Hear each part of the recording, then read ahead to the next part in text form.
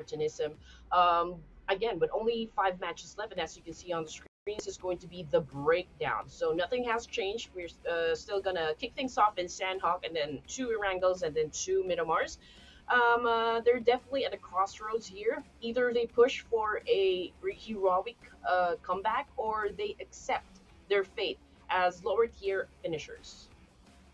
I mean, nobody wants to do that, but what they can do, aside from that, even if they know they're going to be onto the lower tier, they can make the other teams lose their game as well, their momentum as well.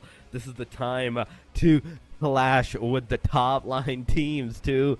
If we're not winning, you're not winning kind of moment. This is the time to do this. But ladies and gentlemen, match 11 will be Sanhok once again, as we have seen into the past 2 days as well, that we do start with the Sanhok, and because of Sanhok being a very aggressive, I'd say, map for the teams, the third parties, the fourth parties, the clash drops, the location where you can possibly land. It's so limited. It's a 4x4 super concise map, and there's already like a lot of places that is compromised. There's a lot of teams that can easily go and breach one another from one place to another one. So you have to be very choosy. You have to be very picky on whichever position you're gonna pick for your drop, and you have to assume, you have to make sure that there is no other team that's doing the same thing like you to have a better chance of survival into the early stages, because we usually see, Andy, that teams drop, they instantly get into the fight. Sometimes they don't even find a gun. They just go straight up with their knives, their machetes, anything into their hand that they can possibly use. But ladies and gentlemen, we have the overall ranking for the past 2 days. 128 points for the Indonesia, 11 points of a difference with Pakistan with 117 points. Then the clash, the dispersion, the difference goes super high. 4 points of a difference goes to Nepal Blue, 83 points, then 80 for Nepal Red, Malaysia with 70, 65 for Jordan, we have Vietnam with 60, and on the first chart ending, we have Nepal White with 55. And of course, we are going to anticipate and even predict, the kind of behavior those teams that are already part of the bottom part section of the leaderboard. Aggression mode, since they already have nothing to lose anymore, teams might throw caution to the wind here. They're gonna go all in on high risk plays. Most, if not all, they know conservative strategies haven't worked so far. So I do expect a lot of early hot drops, third party fights, and reckless engagements as they hunt for eliminations. While this can lead, to some spectacular fights, it can also backfire. Of course, if they get wiped early, their standing is going to stay buried, and some teams may even like switch gears and play ultra passive, focusing only on survival rather than kills. So instead of taking unnecessary fights, they might hug the edges of the zone here, avoid engagements, and even try to sneak into the final circle. So a lot of strategies will definitely come into play here. This could help them earn valuable placement points, but at the cost, of course, of missing some crucial kill points. We'll definitely see a mix of passive and aggressiveness coming from both the upper half section of the leaderboard and the bottom half. But going into the MVP, overall MVP ranking, ladies and gentlemen, the contenders that has the potential to secure that 50k NPR possibly for themselves individually are Malak Big so far, T24, there's IQ, there's Noki, and last but not the least, Federalis. The top two contenders, the top two teams, they have their players into the overall MVP ranking. Malak Big with 23 eliminations, we have 104 damage, in fact, for this guy. T24 with 21 elimination, but 4,220 damage. IQ with 19 elimination, 3951 damage. And Noki with 20 elimination with 39 and 60 damage. We have, last but not the least, the Federalis from the same Indonesia side with 22 elimination. After 23 of Malak Bakes, Federalis comes in second to those elimination number with 22, but the damage is where he's lacking, 39 and 38. These amazing players, of course, are part of the major contributing factor for a team to actually score a winner-winner chicken dinner. And it's such a great thing to see that we do have 3 players out of the 4 players of Team Pakistan and 2 players of Indonesia. So as you can see on the numbers, from the overall ranking. Indonesia still being at the top spot here, and Pakistan coming in at second. We will definitely see a tug of war happen between these two amazing teams here to just check on like who's gonna be winning at the end of this matches. So that's the That's definitely is the thing that we are excited to see how the teams are gonna play, how they're gonna be able to like affect their momentum, their placement, and everything into this final match. These players, they are gonna go super hungry for those elimination today, Andy. They're definitely gonna be going for those elimination early on, maybe into the later stages and everything. And it's not just the fact that okay, you're fighting against a multiple team. No, you're fighting against your own peers at this point.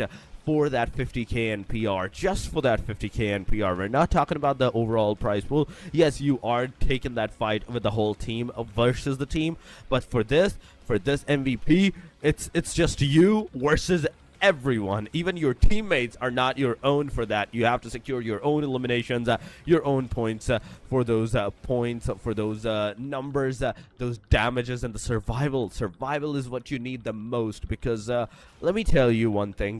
The MVP ranking is determined by survival, the first, then the damage, then the elimination. It's elimination is at the least factor that you need to be into the MVP ranking. You need the survival and the damage more than you can on the elimination side. I think before we even begin the matches, the first thing that we need to consider is the mindset of the teams here, especially those who are already part of the top six. Since only the top six will get a slice of that prize pool, and the first place, of course, will take the lion's share. The stakes are definitely already at peak here. Every team in contention is like stepping onto the bat a different mindset. But one thing is certain: this is their last chance, of course, to leave it all on the line here for Indonesia and Pakistan coming into the final set of matches that we have for this evening. I feel like this isn't just going to be about the prize here. This is, of course, going to be about legacy as well. Whoever comes out on top doesn't just win the money; they cement themselves as the best in the region as well. So I feel like Indonesia will stick to their high risk, high reward approach, knowing that their elimination heavy playstyle has kept them in first place. But they also need to be cautious. One early wipe, one bad rotation, and Pakistan could snatch the throne right from their hands. Oh my god, there's so much at stake. There's so much at stake for the teams, for the players at this point. So we do have to know how they're going to be able to do anything. But so far, I don't see anyone close to any proximity. There's Pinon, there's Tapmock. I don't see any multiple location where the teams have dropped. So it's definitely one thing that, okay, the fight may not occur, but Nepal White and Syria, they're close to the Cam Bravo. They're actually in the Cam Bravo. So the potential fight, a potential alert of the engagement that can possibly happen for these teams. Talking about the Nepal Red so far, they are gathering their arsenal. They are gathering their loot so far. A Legacy has an M4 with a UMP-45, but UMP-45 does not have any bullets. So is the Micro Uzi in the hands of Easy at this point. But Easy in fact got eliminated. It was Wait had the Micro Uzi, even no bullets whatsoever. But Easy being eliminated this early on, it's already putting a lot of pressure on the Lebanon. And Lebanon, we last saw them even into the overall ranking. They were at the very bottom. So they have nothing to lose whatsoever. Even if they do take the fight, even if they do not take the fight, they're still on the second chart of the page and on the bottom of the second chart of the page. So what they can do is they can over-aggressively push maybe onto the other team in hopes to securing some of the elimination and destroying the momentum for the other team. Yep, teams that realistically can break into the top rankings here towards the mindset shift to damage control and pride. They might focus on ruining other teams' game, proving individual skill, or maybe setting up momentum for future tournaments. Because you cannot leave any for that matter, empty-handed. You will be able to take in some knowledge about other teams' provocation, other teams' skill play. But speaking of skill play, we've got Mamlooks in action right now, going up against Bangladesh. Eddie was able to cut down one, and I think it's going to be a ripple effect based on what is happening on the screen. Bangladesh just lost two of their members, which of course put them at a great risk. They definitely did. They definitely did. But high risk, high reward, ladies and gentlemen, for the Maldives at this point. They got 2 elimination. But right now, the two peers that managed to get those eliminations for themselves, they are right now knocked out onto their knees. Someone needs to get that revival done as soon as possible. And that someone is Eddie so far. Eddie got that one revival on towards the players. Now Rush Bay and Eddie, these two guys need to move forward together with their teams to get more and more eliminations for themselves. But we have Nepal White into the proximity, ladies and gentlemen. It is not just the Maldives, it is not just the Bangladesh, but now it is the Nepal White from the backside coming in for those eliminations for themselves. But Haitami reversing his car, getting safely into a safer side angle. Maybe he wants to make sure that his car do not get any bullets on it. Now, together with the team, I'm trusting at this point and letting them cook because of the position, the peers, the locations that Nepal White has put themselves into.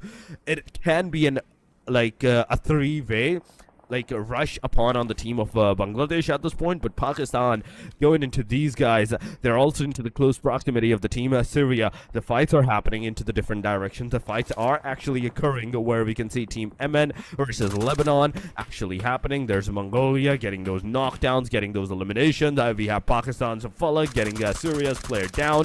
Another one may go down as well by the hand of Erangel, but no, Rilo missed those shots. Look at the left side. You can see the head. You can get that headshot connection, and that's exactly what this guy did, sir. That's exactly what he did. He got those knockouts, he got those eliminations, and with those 4 elimination numbers, Mongolia have not even a single casualty.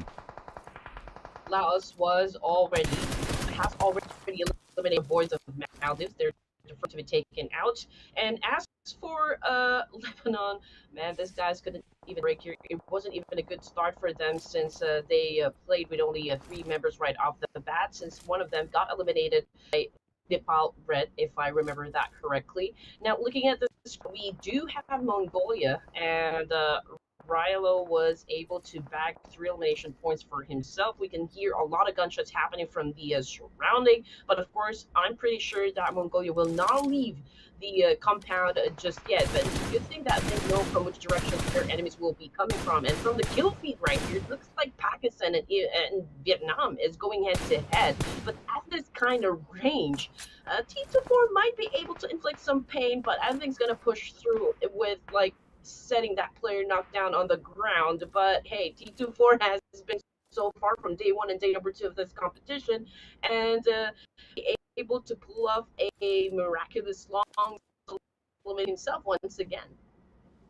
He did manage to secure those miraculous points, but these single points, they're not going to affect.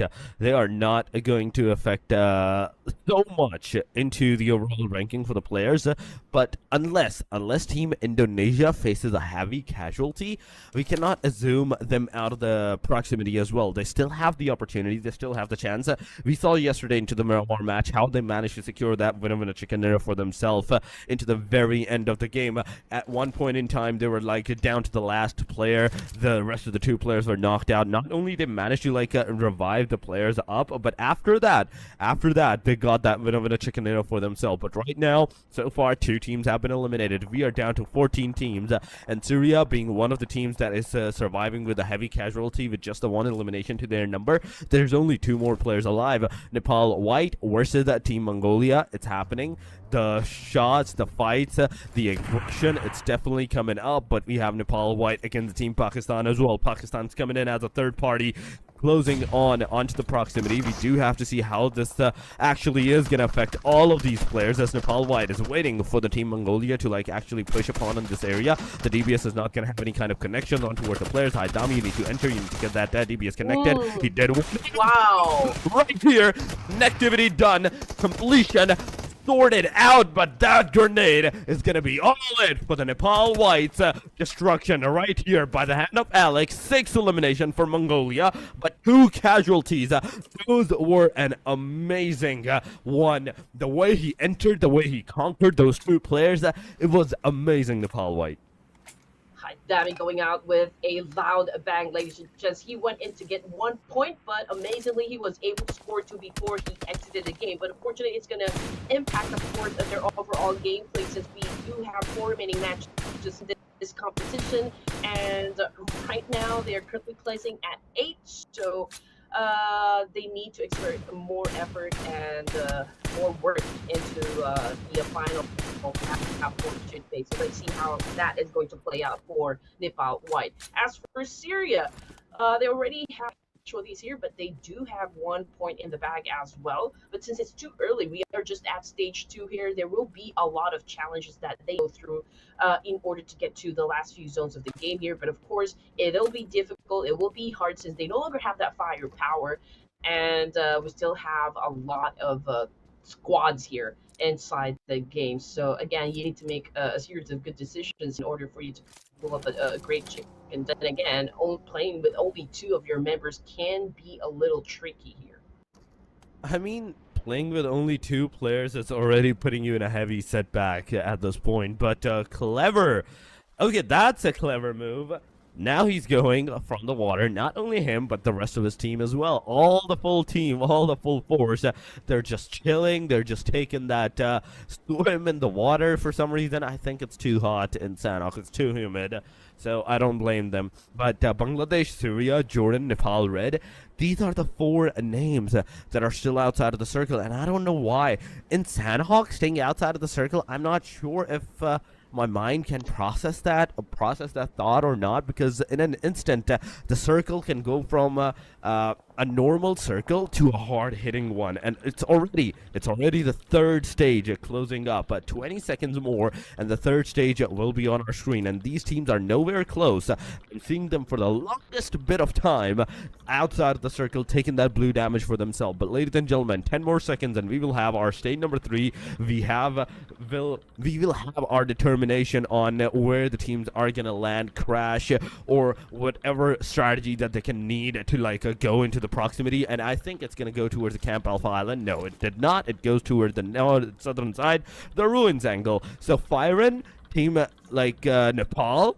And on the proximity, talking about all those eastern side corners, they will somewhat have an easy entry in the circle. But talking about the northern side, imagine someone holding that.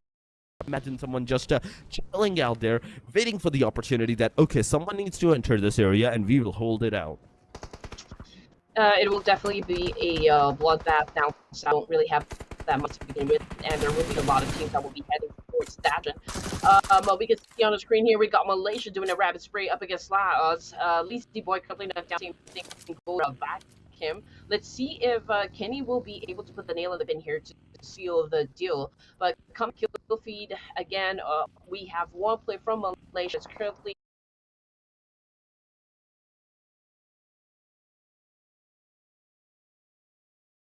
on the ground here on his as well, if I'm not mistaken. But Syria, on the other hand, still blue here. They need to be able to get inside the safe zone, and I think this is it. You know, they're going to put their hands up against Team Vietnam, or perhaps just going for the reposition. After all, Paragon is left alone here to deal with business, the last remaining player. It's going to be 2v1 situation, and we can already see that Paragon's cooking up that nade to shut down 1.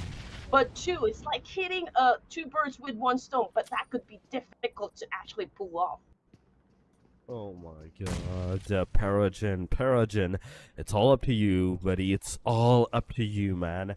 Whether you can secure those eliminations for your team or not, this is up to you from this point onward. This is your point in time. This is your opportunity to get some decent number of elimination for your team. He's going to throw that grenade. It's not going to affect anyone, but his location has been revealed. The players are going to enter. The S12K is not going to affect anyone, but there we go. 1 knockdown. Second one almost on the verge, but oh my god, he missed those shots. Now it's going to be on the spray side, and the spray wins it out. Vietnam gets eliminated by the hand of Syria, and those 2 players are still going to survive for the next proximity of time as well. 3 elimination in total for the team Syria, but the rest of the teams, Nepal Blue, they have entered the circle. Team Malaysia, they're the one that are still outside of the circle so far, so they still need to enter, because this stage, this one, in fact, is the deadly one. That was an adrenaline pumping action coming from Patagene. The fact that we was able to at least score 1 right there, I mean, shutting down that player, It is all great effort coming from a player alone who's left to deal with business there. 12 teams remaining, and again, we're back on seeing Malaysia on the screen here. We already have one for this team, but one player seems to be doing all the heavy lifting in here. But on the map feed, right suggests Indonesia is already getting in position here. I feel like they're going to take Compound, Anka, and Lebanon might have a chance to flush them out of that compound. We also got Kibble YT. This is Nepal Blue camping in the right. They could potentially, just in the corner there. But we already know like what kind of power Indonesia can bring into the table here. We don't exactly know what kind of sequence is going to happen. Number 4 here. As far as I can see, we do have some more space to to give the players some sort of like a breathing space for now, but not for Nepal Red as they go over another fight towards Timor Leste. But such a great from William, shutting down players from across him, and I think he is survive this. I mean, he definitely can survive this up, but I'm not sure if he's gonna be able to. It's Kenny throwing the smokes, in fact, not the grenades. But yes, Nepal Red, they have to come into the clutch to get that revival done upon on the players. Rex is in the close vicinity of Kenny. The outside Tama into the backside. Precious is in the close vicinity as well. But wait a second, what was this? This was a new thing for I'm not sure if I saw the icon right or not, but it kind of looked like a new thing to me. But Balak from the Pakistan, he is close to the Sri Lanka side. Mini, Susti, they are into the compounds, and on the left side, out in the open, out in the tall grass and the rocks cover, we have Lucifer, we have Doom, just chilling out there, waiting for the opportunity. But Balak is going to seize that opportunity. He's going to take down one. It's almost going to take down two. In fact, take down the second one as well. And right with this, Team Pakistan is going to have the upper advantage against the Team Sri Lanka at this point. IQ cooking that grenade. It will definitely approach the situation. Mini is going to receive that wrath of that grenade. That's a third one down, ladies and gentlemen. And there we go. 3 more elimination for the name of the Team Pakistan. Susti, the final hope, the final player for the team. He's just chilling. That one grenade is gonna do anything, but the sprays are going to come into the effect.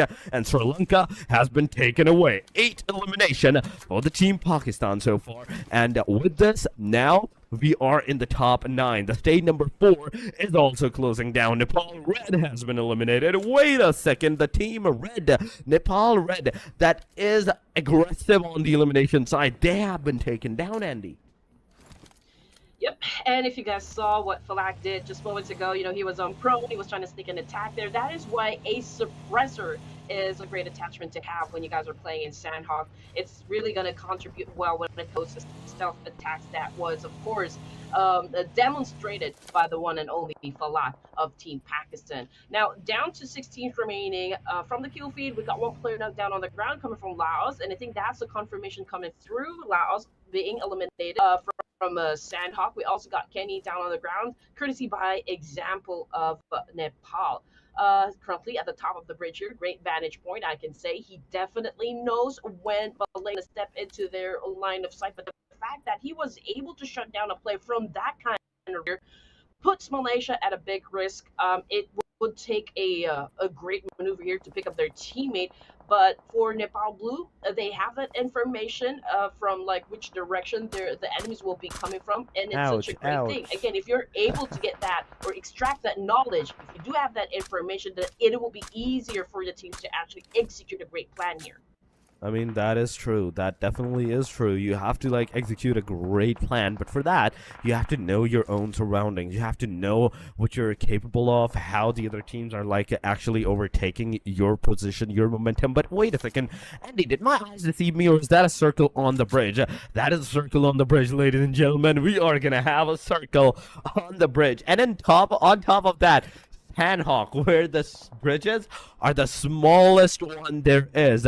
You can just cross it over within the 1 minute marker on just a foot, but Delta going into the close proximity of the Team Jordan. He doesn't have any idea, I think so far, that Team Jordan's player is this much close to his proximity. That grenade that Clever is right now cooking up, that can hit, that can actually affect the player's momentum. It can totally break down Nepal Blue from this point onward. But we have Indonesia, ladies and gentlemen. They are into the close proximity. The grenade is going to go over there. Delta is going to receive the damage. The back shots are coming on. Player is super low. He's going to be taken down, but instantly Giante comes in for the rescue. He gives the cover. He managed to make it down the player knock, and that elimination. And now from this point onward, he's gonna go get that survival done. But will Jordan let that opportunity go by?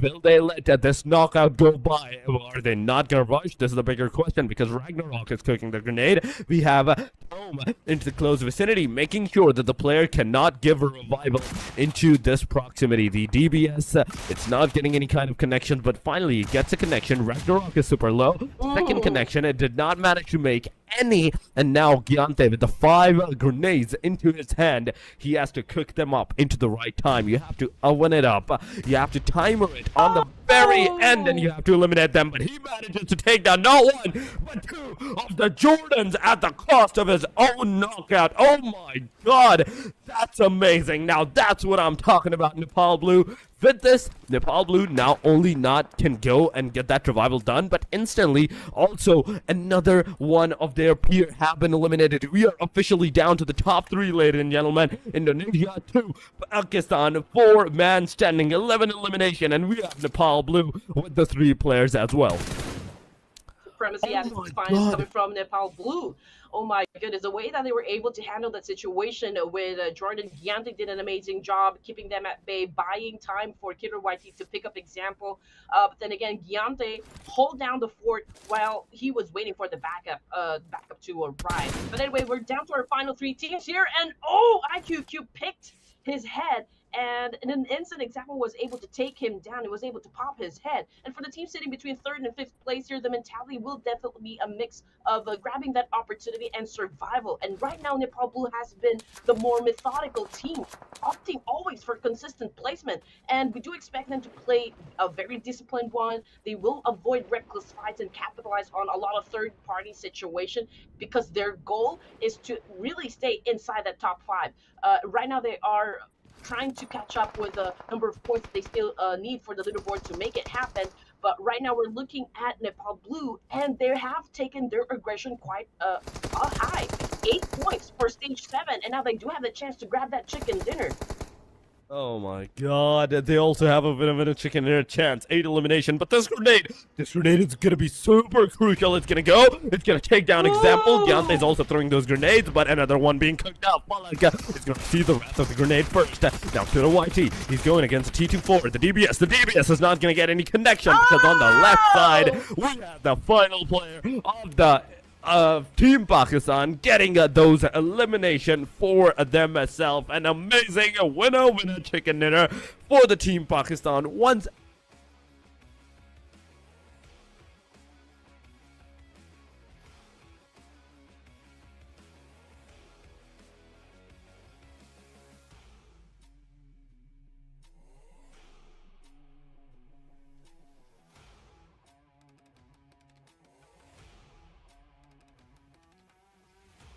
so we do have to know, we do have to see how the teams are gonna affect it up, how the dispersion between the top and the second one and the third one is gonna happen right now, because Nepal Blue, before this match, they had somewhere between 80 points for themselves, and with this 8 elimination and the number 2 position, meaning 6 more points, and 8 on the elimination side, 14 more points, they're going to be close to the proximity of securing that 100 points marker. But the other 2 teams, Indonesia and the Team Pakistan, they're kind of into the close vicinity of 100 and maybe 30, 100 and maybe 40 points for themselves. So we do have to see how much of a difference is going to be against Team Pakistan versus Indonesia now.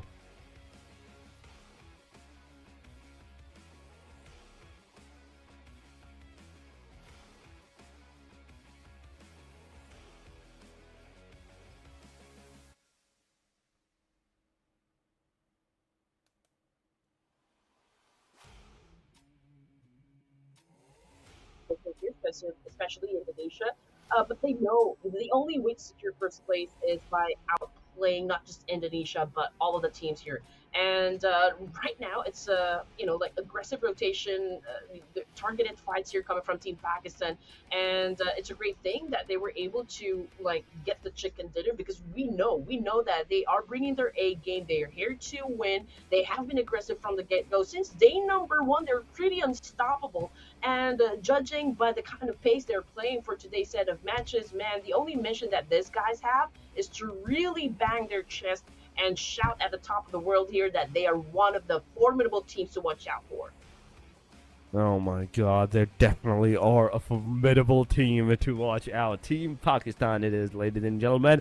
The match number 1 of the final day, the match number 11, they have secured it for themselves at this point.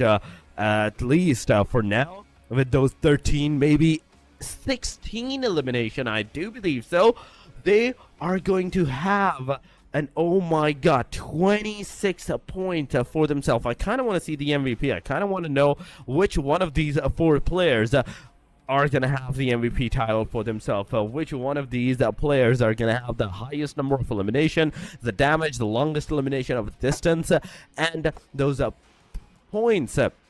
That's going to affect all the MVP ranking from this point onward, because this single match that the Team Pakistan has done, they are definitely doing a great job. 9 elimination for Falak, 1443 damage, 229 is the meter. That is the longest one. He took down the damage of 116 and only 16 healing? Wait a second. So not only he got into those fights at the very end where he received that damage from the grenade and everything, aside from that, he did not heal on any fight whatsoever. I mean, Falak definitely is shining in this competition, as well as the rest of the boys of Team Pakistan. And again, Indonesia have showed us from day 1 and day number 2 how dominant they were, how disciplined they were when it comes to their rotations, when it comes to getting those elimination points. And now that they haven't succeeded in getting the first chicken dinner, I feel like a retaliation is in order. I feel like Indonesia's going to step on the gas here. They're going to give it their all because they've already managed to work this hard to get this far. They were able to defend multiple times, the top spot in the leaderboard. So I don't think they're going to be they're going to let things fall and crumble in front of them. So it's going to be an exciting Erangel for match number 2. Oh, that definitely will be an exciting one. Erangel, it's one thing. It's one thing that I'm most excited about from this point onward, because how the teams have played, how the teams have like commenced their aggression and everything at this match. Ooh, Erangel is going to be a juicy one. Erangel will definitely be a juicy one. But we have the match summary, ladies and gentlemen. We have 58 elimination, 51 knockouts, 6,390 healing, a throwable used of just a measly 56. And that actually occurred at the very end sides, where we do remember those grenades, those smokes being deployed alongside of all those aggressions that happened. Airdrops looted, just 1, headshot 9, rescues 9, with 371 meters of the longest elimination distance. And judging from this thing, like 371, and talking about Sanhok, oh, that's a very, very long distance. And coming, of course, into day number 3 here, Trace, I feel like we're definitely going to see a more calculated rotations from the top contenders. It'll be less reckless fighting because every elimination will definitely matter right now. And this is what we have been waiting for, ladies and gents, the match ranking popping onto your screen. Pakistan was able to set a total of 26 points. Nepal Blue coming in at second with 14. And we only have 2 teams that ended the game with a double-digit finish. And Malaysia coming in at third is already at 9 here. So I guess Malaysia is showing up a bit for the third day. Oh my god. Yep, Malaysia. They're also showing some of the aggression. Yesterday, Malaysia did good too. Malaysia did manage to secure some decent number of points, some consistency for themselves. But now, again, on the day number 3, they are showing the consistency. But 26 points, then 14 points, then all the way down to 9. That's a very big of a difference. Syria has 7, Mongolia has 7, Indonesia has this time around only has 5 points of the placement. They couldn't get even a single elimination point for themselves. Laos has 4 alongside of Timor-Leste, 3-3 for Jordan and Nepal red, and even on Nepal white too. Sri Lanka has 2 alongside of Maldives, Bangladesh with 1, Vietnam and Lebanon couldn't manage to secure even a single point for themselves. So the situation has kind of overturned for these guys. The situation is not looking that good for these players. But yes, this is just the start. This was just the Sanhok match. You cannot like judge the whole book, the whole teams with just single match. But going into the overall ranking, ladies and gentlemen, we have 10 points of a difference between the number 1 and number 2 now. But the names have changed. The teams have changed. Pakistan is on the top, 143, and Indonesia on the second with 133. Okay, things are definitely getting spicier and spicier as we progress into this competition. And again, looking at the top 8 here, this is where I am going to start focusing my energy. I mean, sure, 45 coming from Sri Lanka, from placing 9th here. They still have a chance to maybe overtake Nepal white. That is, of course, if they show full aggression from this point on. But as for Pakistan, this is the day, and I've said this on one of my recaps that I did yesterday. Perhaps day number 3 could really pave the way for the Pakistan to dethrone Indonesia, and it happened on the first match. It definitely happened right on the first match, ladies and gentlemen. But I do kind of want to see the MVP ranking now, too. I do kind of want to see how the MVP is going to be affected with this, from this proximity and from this point onward, because Team Pakistan with those 9 elimination on Falik's side, that's definitely going to be an intense thing. He might be on the top. And with how much of a points different, how much of an elimination distance is my question right now. But let's talk about the bottom line teams. Lebanon still managed to not get even a single point aside from the double digit that they managed to secure for themselves into the day number 2.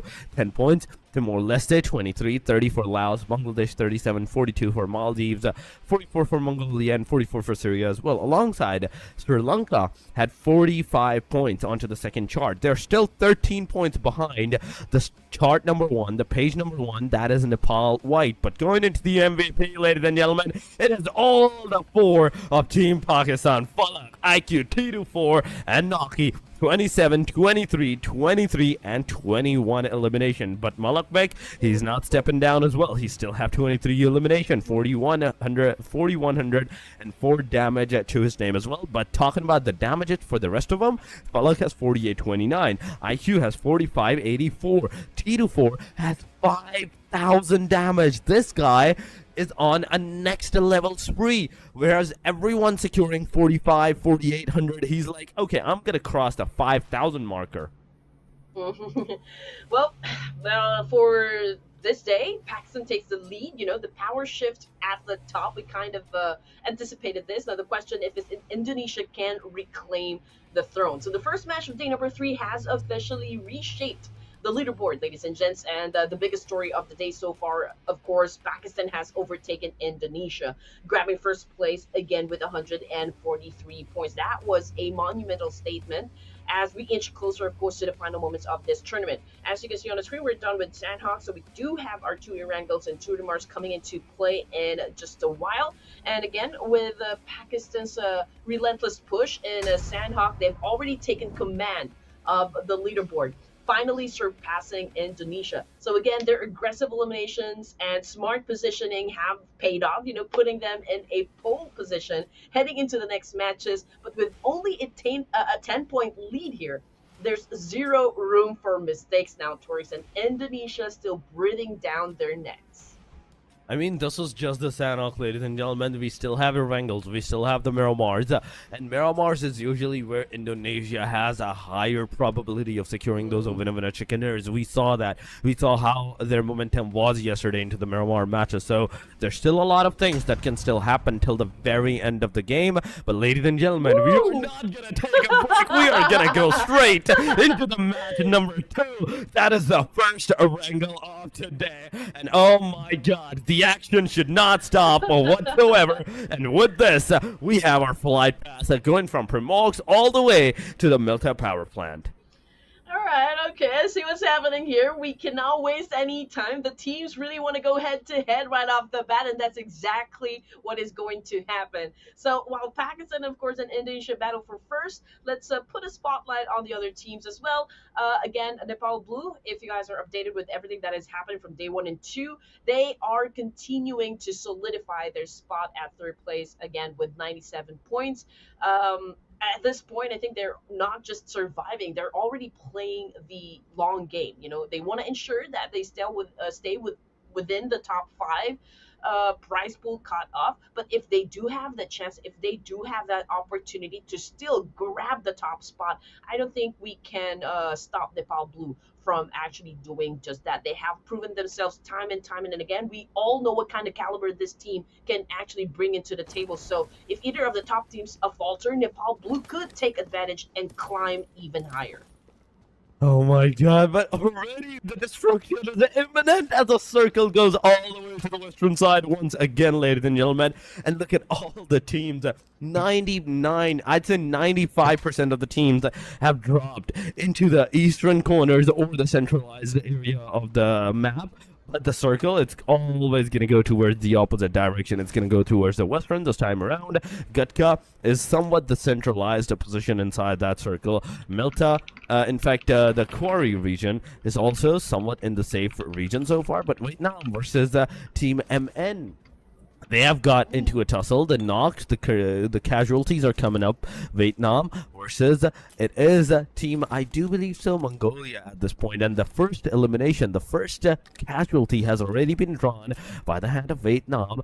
And kind of into the vicinity, I'd say. You have to be very careful on what you're doing from this point onward, because with this first initial elimination, it doesn't mean anything. It does not mean anything. You will still have a chance. You will still have the opportunity that even a single mistake can make you fumble, and the other team might overtake on you. Well, at 60 points, Vietnam still has a chance to push into the top 5, but of course they need something big here. The chicken dinner yesterday showed their potential, but now it's about consistency. If they want a payday, they need to find that spark again fast. And this fight has been going since day number 1. You know, it's a back and forth situation with Team Mongolia when it comes to Pochinki. But if you guys, again, are keeping tabs of like what the score is already in Pochinki, Mongolia still, I think, holding on to like 3 wins and 1 win for the side of Team Vietnam. But this is such a great start, you know, for Team Vietnam, since Lamborghini was able to already pocket a 1 point, you know, from Team Mongolia. So this is already a 3v4 situation favoring Vietnam. Oh my god. Vietnam, yes, somewhat in this particular vicinity, the man advantage, the location advantage, it's definitely like giving an upper advantage to the team of Vietnam so far. But one thing they have to know for sure is the fact that the other team is also here to play. The other team is also here to get some casualties for themselves as well.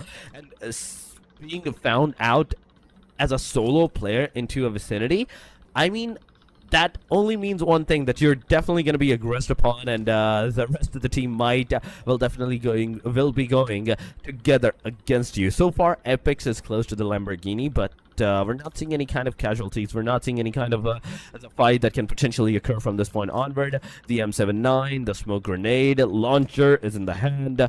He kind of want to go towards from one direction to the other one, maybe at this particular vicinity, but Paragen, ladies and gentlemen, he's also closing down. He's also closing to the vicinity of the Team MN. Fatalities in the front lines, and I'm not sure if this fight is actually going to occur or it's going to disengage, because from what I can see, what I can totally follow, is that Mongolia has no interest in taking that fight. They just want to chill it out here. They just want to survive for a tad bit longer bit of time. And you can already see one player from the team Mongolia, Apex. He's already into the backside, trying to find some cars, trying to find some vehicles. They want to get out of this proximity as soon as they can and be into a safer side. But Apex, he has been spotted this much into the open area, and because of this, because of how he has been spotted into this open area, the fight and maybe the elimination is imminent.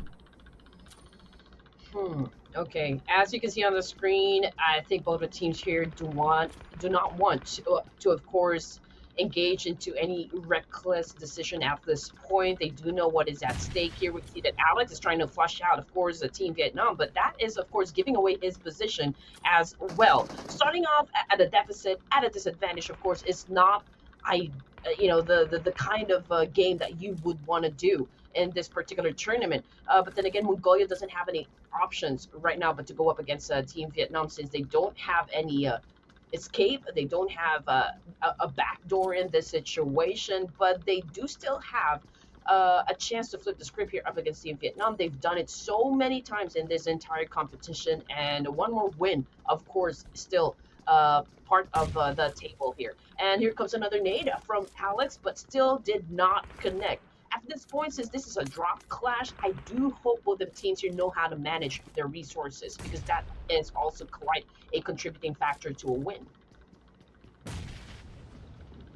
That is truly a possibility. You have to like have some kind of contribution to like win it out, and you need to know like how you're gonna do that contribution for yourself at this point. Alex so far, he not only managed to like come back from almost the dead area, the no man dead's land, back into the compound, into the safe angles, but now finally Vietnam is pushing up. They are closing in into the proximity, and if you don't have the shotguns, if you don't have those utilities that you can potentially use against the other teams, I don't think you're going to be able to survive. Alex, this is the moment. This is the moment. Jump down, get out of here. You don't want to be into this compound as the rest of the players are closing in. But Apex, no! This could have been the elimination of the player. This could have been the detrimental angle.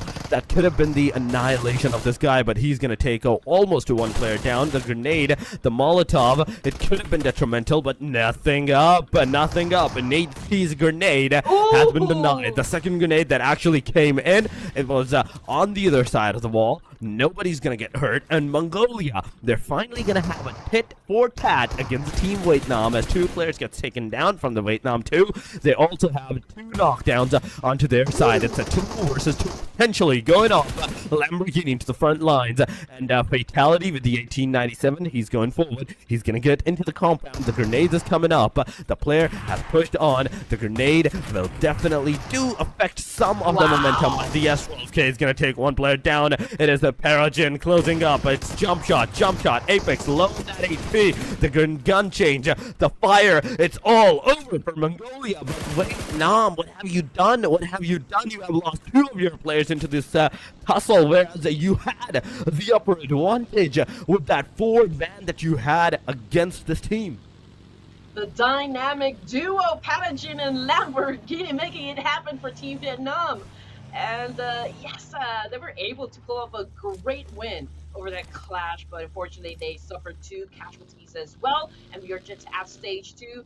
At this point, they will have to pick smarter battles. They will have to be on point when it comes to their rotations and just really focus on longevity here. Make sure that they acquire enough placement points to just, of course, contribute to them climbing up their ranks in the leaderboard.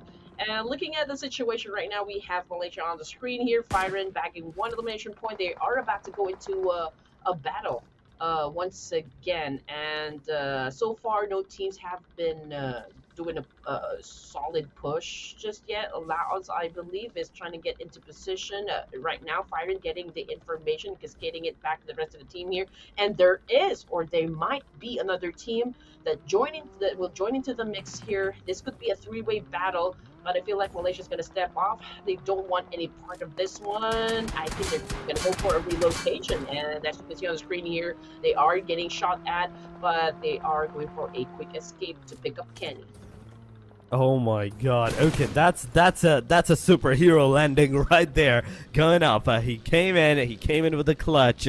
Get that revival done as soon as possible. But Nepal Red, now this is another team that had the potential to like wipe down and take a head-to-head fight against a majority of the team. But Bangladesh, oh my god, Eddie, What a shot, man. What a shot. Not only he was super low on that HP, but he still managed to get those eliminations. Ooh. Oh, Bay. You missed that shot. You missed that crucial shot, and that's going to affect all the elimination of the Bangladesh, and it's all over. Bangladesh, within a second flicker of time, they have been annihilated from the game. But for elimination for Malaysia. Now on the backside, we have Nepal Red closing in into the proximity. They have already Kenny knocked out, so we still have to see if the rest of the teams is going to actually go forward, get that fight done for themselves or not. But Pakistan, and Naki in the meanwhile, Sleepy is going to take him down. Oh my god, T24 and Naki, both players are right now knocked out, and it's not looking good for the team Pakistan. A moment ago, they had the winner with a chicken dinner with so much aggressive points, 16 total points, and now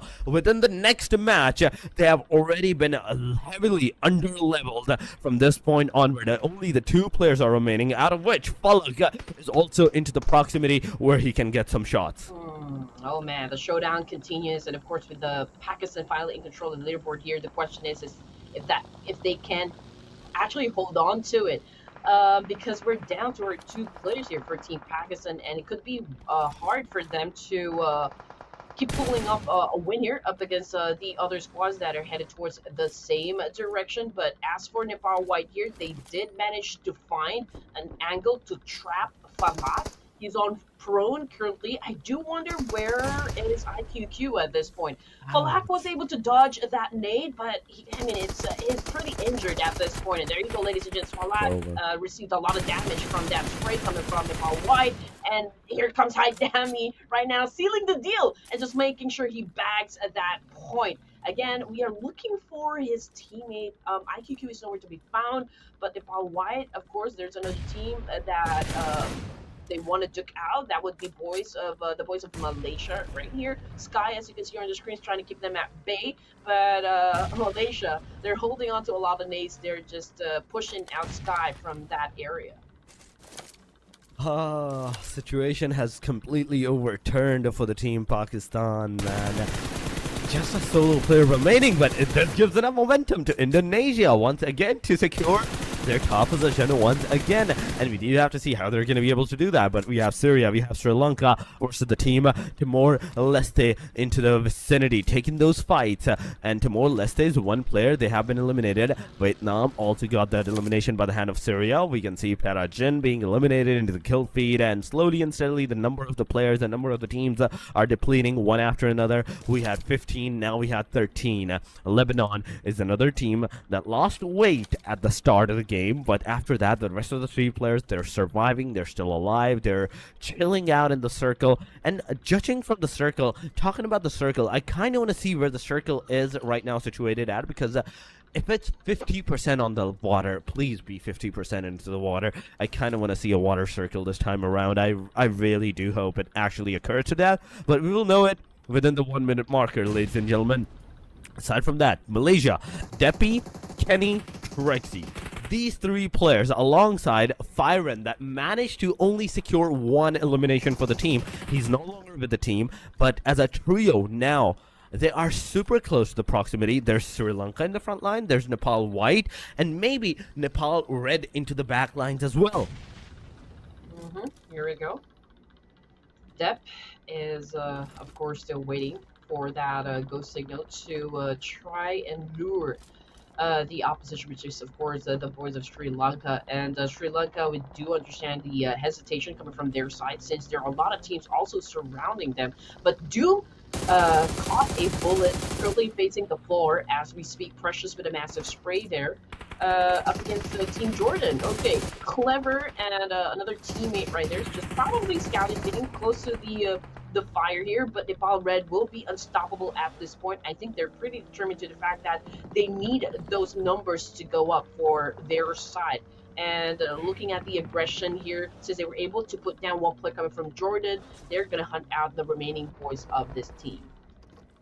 Oh my god. But look at IQ. Finally, we have his visual, ladies and gentlemen. We have his visual right here. He is close to the proximity of not just one team, but two different teams. But look at the northern side. We have Nepal. We have Malaysia. We have Sri Lanka. We have so many teams into that proximity, and they're outside of the circle right here into the proximity. VOX. On the southern side, close to another team, Nepal, and the fight that can actually occur.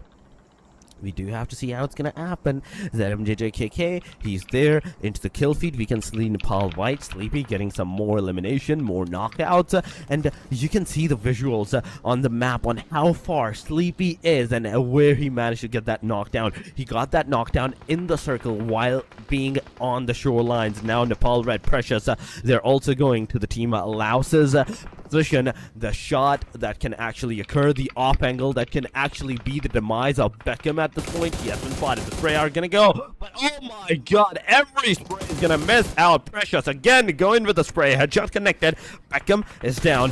Precious also received a lot of damage on his side. Oh my goodness, there we go. Laos, it's not a very good picture for them. But there's also a need for Nepal Red to reset. Okay, domain has already been picked up. And right behind Laos, there's another team that might challenge them. Those are the boys coming from Syria. And what a shot coming from Saitama from inside that moving vehicle. And again, Laos not really having a grand day so far since they are sandwiched in between teams. I mean, there's a big chance that Syria can actually do a major backstab here and maybe even steal the points from Nepal Red. But Saitama is very aggressive with collecting those points and shutting down players. And now we're checking out what Lebanon is doing at this moment, going up against the Team White. And Legacy just got knocked down on the floor. We've got Mini from Sri Lanka as well facing the ground. Hi, Dami! Oh, from the kill feed, man, there's a lot of trades happening simultaneously, and that is it. TLS, wow. This is a very good step up coming from Timor-Leste. Even with just one elimination point, I think with that dance-off, it's a great improvement coming from their team. Yeah, it is an improvement.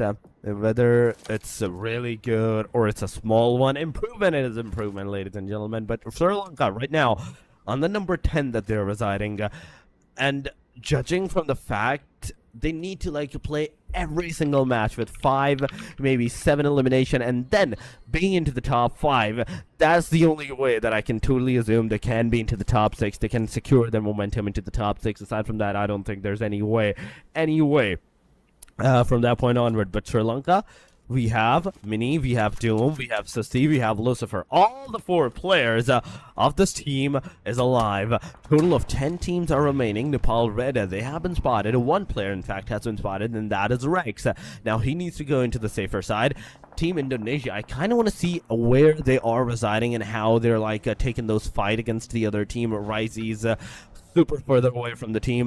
Malik Bik is in the circle. ZMJJKK is in the circle. Vox is also inside the circle and close to the proximity of the team Nepal. But IQ, I kind of want to see IQ's POV as well on how he's going to be able to take down either the team, some of the players, or he's just going to get eliminated from that point onward. Indonesia is definitely trying to do a zone control here, judging by their position over to the west side of the circle. As for Delta, Nepal Blue, they have taken over the compound. I think that's where they're going to set up their defenses and probably just wait for any other teams that would try to even infiltrate that very compound. But checking out what Sri Lanka is doing at the moment, and now that they're down to 3 of their members, they're about to go up against another team who is actually right up above them. Not exactly sure what team that was, but perhaps that was the Boys of Malaysia. But here comes Pakistan, right outside of the zone. We've got at least a couple players I can see from the screen surrounding him coming from Indonesia. And then we've got the Maldives, of course, just right over to the next compound. IQQ, he knows exactly that there's a team lurking from, just very near that compound. But to actually open fire this early, I don't think it's going to do him good. So I think the position had already been compromised, I feel. No, it has not been compromised. He Oh, did not give okay. even a single breath to the other team. He's surviving. Lebanon, in the meanwhile, they're gonna get that elimination by the vehicle. Oh my god, but then backstab from Sri Lanka side. It's gonna be detrimental. One player is going to be taken down. Sri Lanka, so far, it is 2 eliminations to their name, but at the cost of one of their own players as well. They're Doom, the Lucifer. They're also receiving the damage onto their car, onto their player. Doom is super low, but they're the rush whatsoever. They're still going for the rush, but Lucifer, you're gonna be the only hope of the team right now. On the backside, we have Ooh. Mini with the spray, and oh my god, those sprays are definitely connecting. It's definitely affecting. Rifa gets that elimination for themselves. Amazing job done. Amazing casualties coming around into the proximity. Then we have Sri Lanka. Mini, his buggy, his back tire has been punctured, so he cannot use that buggy efficiently anymore, and he's kind of stranded. He was able to utilize that vantage point, was able to bag himself a point, which is absolutely great. But at the moment that we talk about Mini, he got shut down by Rex of Nepal Red, and there goes Razy, of course, getting that point. Wow, did he still? Okay, he wasn't able to get that point because it's still Rex at the end of that kill. But anyway, Indonesia's still alive with 5 elimination points, so I can say this is such a great advantage. They still have the numbers, which is of course going to work perfectly into whatever plan they want to execute at this point in the competition. We are at stage 5. We've got Maldives on the screen here. They are on prone. They're popping up the smoke to, of course, confuse the rest of the opposition, but it's also like a dead giveaway to where they are exactly. Here comes IQ about to get flushed out from this shack, but you know what? He's gonna deny the point. He's not gonna give the point here. So we are now looking at the 7 teams remaining. We've got Nepal Blue. They still a complete squad, just like we mentioned a while ago. Also has the best chance of scoring the chicken dinner, and it's amazing what Syria is doing at this point in the competition. We did want them to step on the gas, make themselves, really prepped up for the fight that's going to happen for today's set of matches, and that's exactly what they're doing. 5 elimination points. That's definitely a step up right here for the second match in this tournament. Oh, this is the second match closing on, ladies and gentlemen. And look at Team Indonesia. Team Indonesia, 7 eliminations for their name. Syria giving that revive right now. Sri Lanka has been eliminated. 136 total points. And on top of that, those 7 points, 143, ladies and gentlemen. They just need to survive a tad bit longer bit of time. And they're going to have that #1 position back again for themselves. And Nepal Red, into the meanwhile, 5 total elimination. 4 men remaining into the game. Team Malaysia is in the front lines. Trexy, he is not giving any kind of moment that can potentially harm his particular location, that can actually give out his location from this point onward. So we do have to know what's going to happen, how the teams are going to actually affect this particular location. And you can see Indonesia in the back lines on the top of the mountain. They're also looking right into the eyes of Nepal Red and Malaysia as well. Here we go, Precious. So far, there's a little bit of pressure onto the side of Nepal Red, since they will be coming from the outside of the zone, and there will be a cleanup that's definitely going to happen, and we're going to start things off with Syria right here. Precious picking up that nade, but ooh, he's taking a lot of hit there coming from Syria, and Ali, of course, will be responding with his own nade. Precious currently knocked down on the ground here, and right behind Nepal Red are the Team Indonesia, so they might be stuck in this position. Use them for the massive spray, but great follows to come from Domain, the last active member, and that is it, ladies and gents. Nepal Red just got eliminated by Team Indonesia, just like what we've anticipated.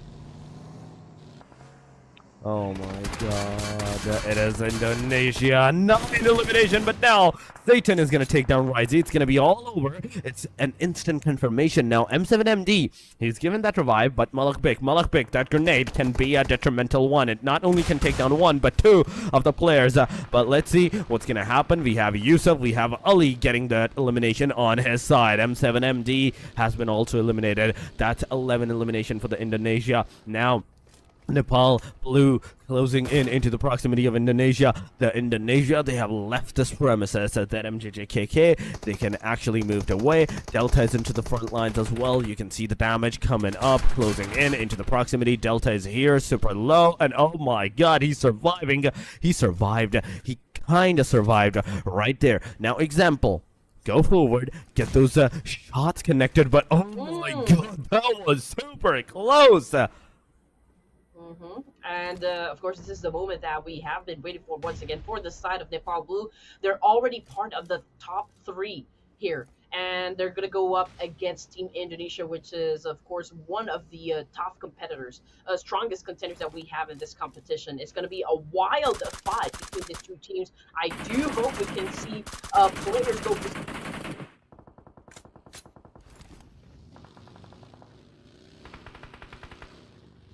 with the 2 teams remaining, and that's Indonesia versus Nepal.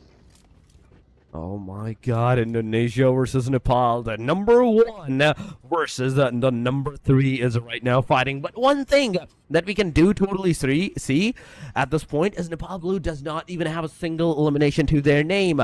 Indonesia in the front lines, you can see that MJJKK, and he's kind of getting that damage for himself. I think that's a blue zone damage. Yeah, that's definitely a blue zone damage that he's receiving at this point. Killer YT cooking that grenade. He's going to throw it up. Will it connect? The answer is yes. So one player from Indonesia is down to the last 2 players that they are. Delta has spotted down the players. The Moloch pick. He's going to be run down by the car, but no, the car was just a distraction. He's going to get off. He's going to get that elimination, and it's all over for Indonesia. 3 elimination for Nepal Blue with that amazing winner chicken dinner.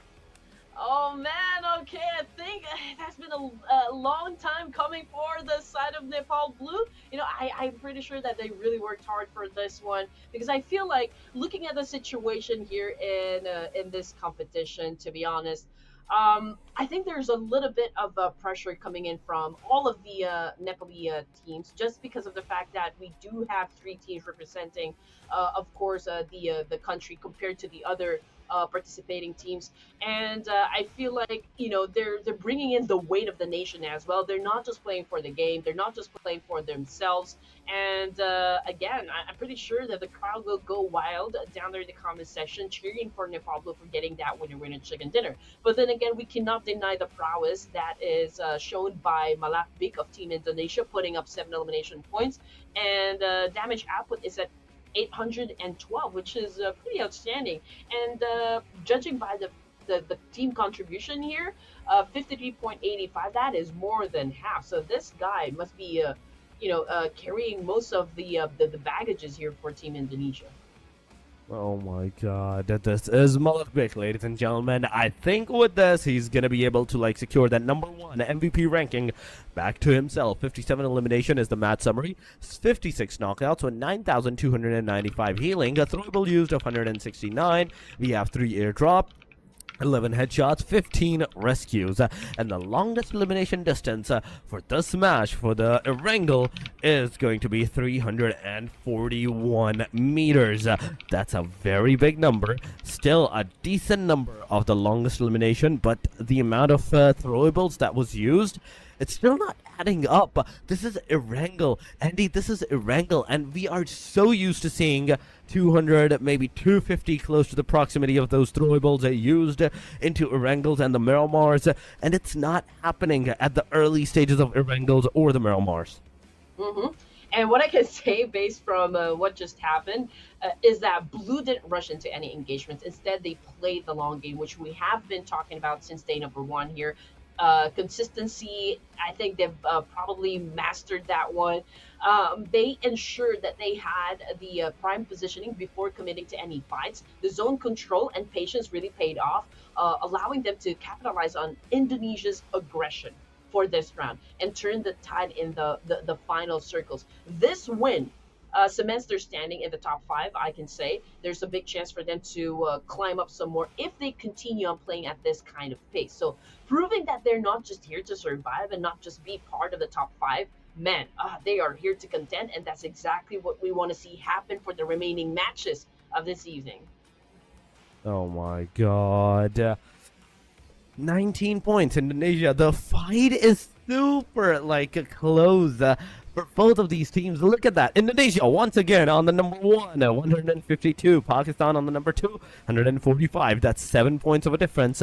We are seeing Nepal Blue, 110. Finally, they managed to secure a 100-digit point for themselves as well. And right on the top, they managed to secure 110. Nepal Red, 91. 90 for Malaysia. Jordan, 68. 64 for Vietnam. Nepal White, 64. Syria, 57. Alongside of 50 for Sri Lanka. Mongolia, 46. 44 for Maldives. Bangladesh, 37. 30 for Laos. 24 for Timor-Leste. And okay, Lebanon did something as well in this match with 13 points in total.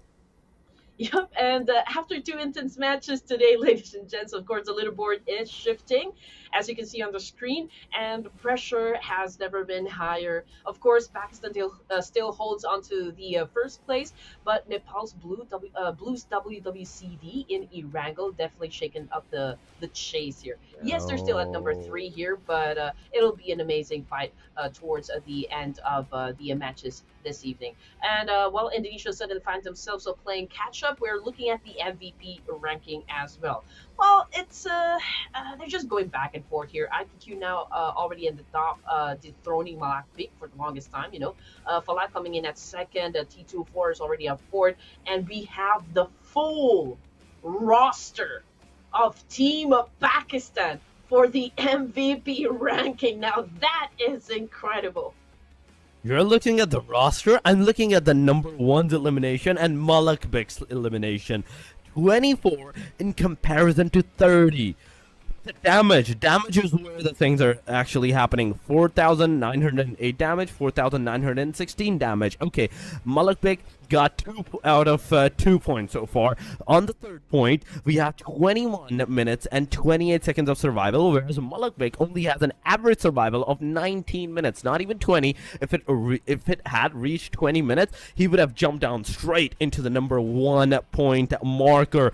But oh my god, that's a very huge difference on that elimination, on that damage. But the survival is where it's happening, because it's 40% of the survival, 40% of the damage, and then 20% of those eliminations are what's going to make the MVP for the team. We have MVP points at 33.98, 33.81, 33.76, 32.21. Then we have 29.69. That's a very dispersed and differentiated MVP points from the number 3 onward. But the number 1 and 2 and 3, that's like just a thin line, just a one more match, just 2, maybe 1 more casualty, and Malakvik will have the number 1 once again. IQ will go to the number 2 alongside, and vice versa if they manage to survive till the very end. But ladies and gentlemen, the 2 matches, the first Sanhok and the second match, that was the first Erangel, it's done and dusted.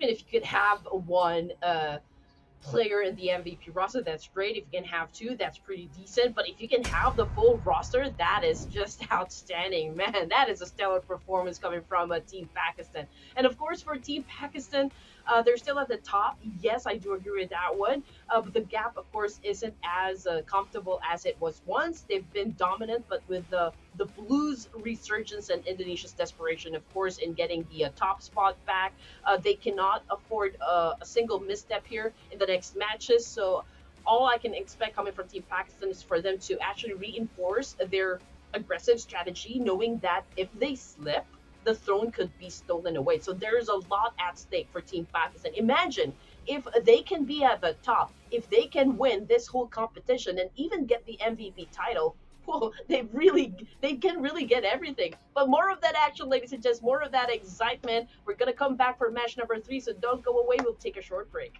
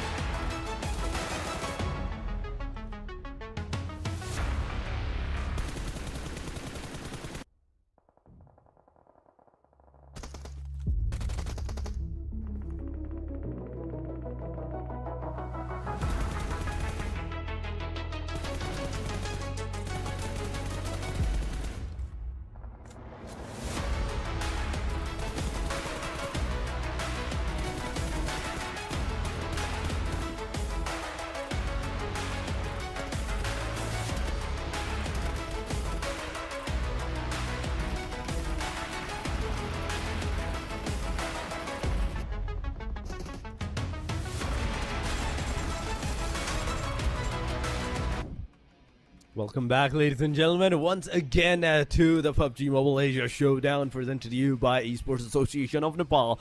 This is a match number 3 that's going to commence, and with you guys, once again on the caster desk, it is me, Torix, and with me, it is the one and only Red Queen Andy. Once again, Andy, welcome back, and those two matches, the tussle between the top two, Indonesia and the Team Pakistan, it's consistent once again.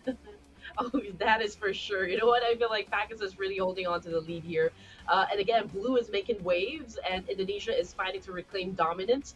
And again, for the side of Nepal, I feel like it's huge pressure onto their shoulder just because of the fact that they're not just playing the games here, they're carrying the weight of the nation. There's a lot of them really hoping for the best to turn out for all the teams representing Nepal, because every squad knows in this competition this is the turning point. You know, a massive performance here could seal a championship run, while a misstep could send dreams crashing down, right? So again, it's a make or break for at least the top six teams that we can see on the leaderboard.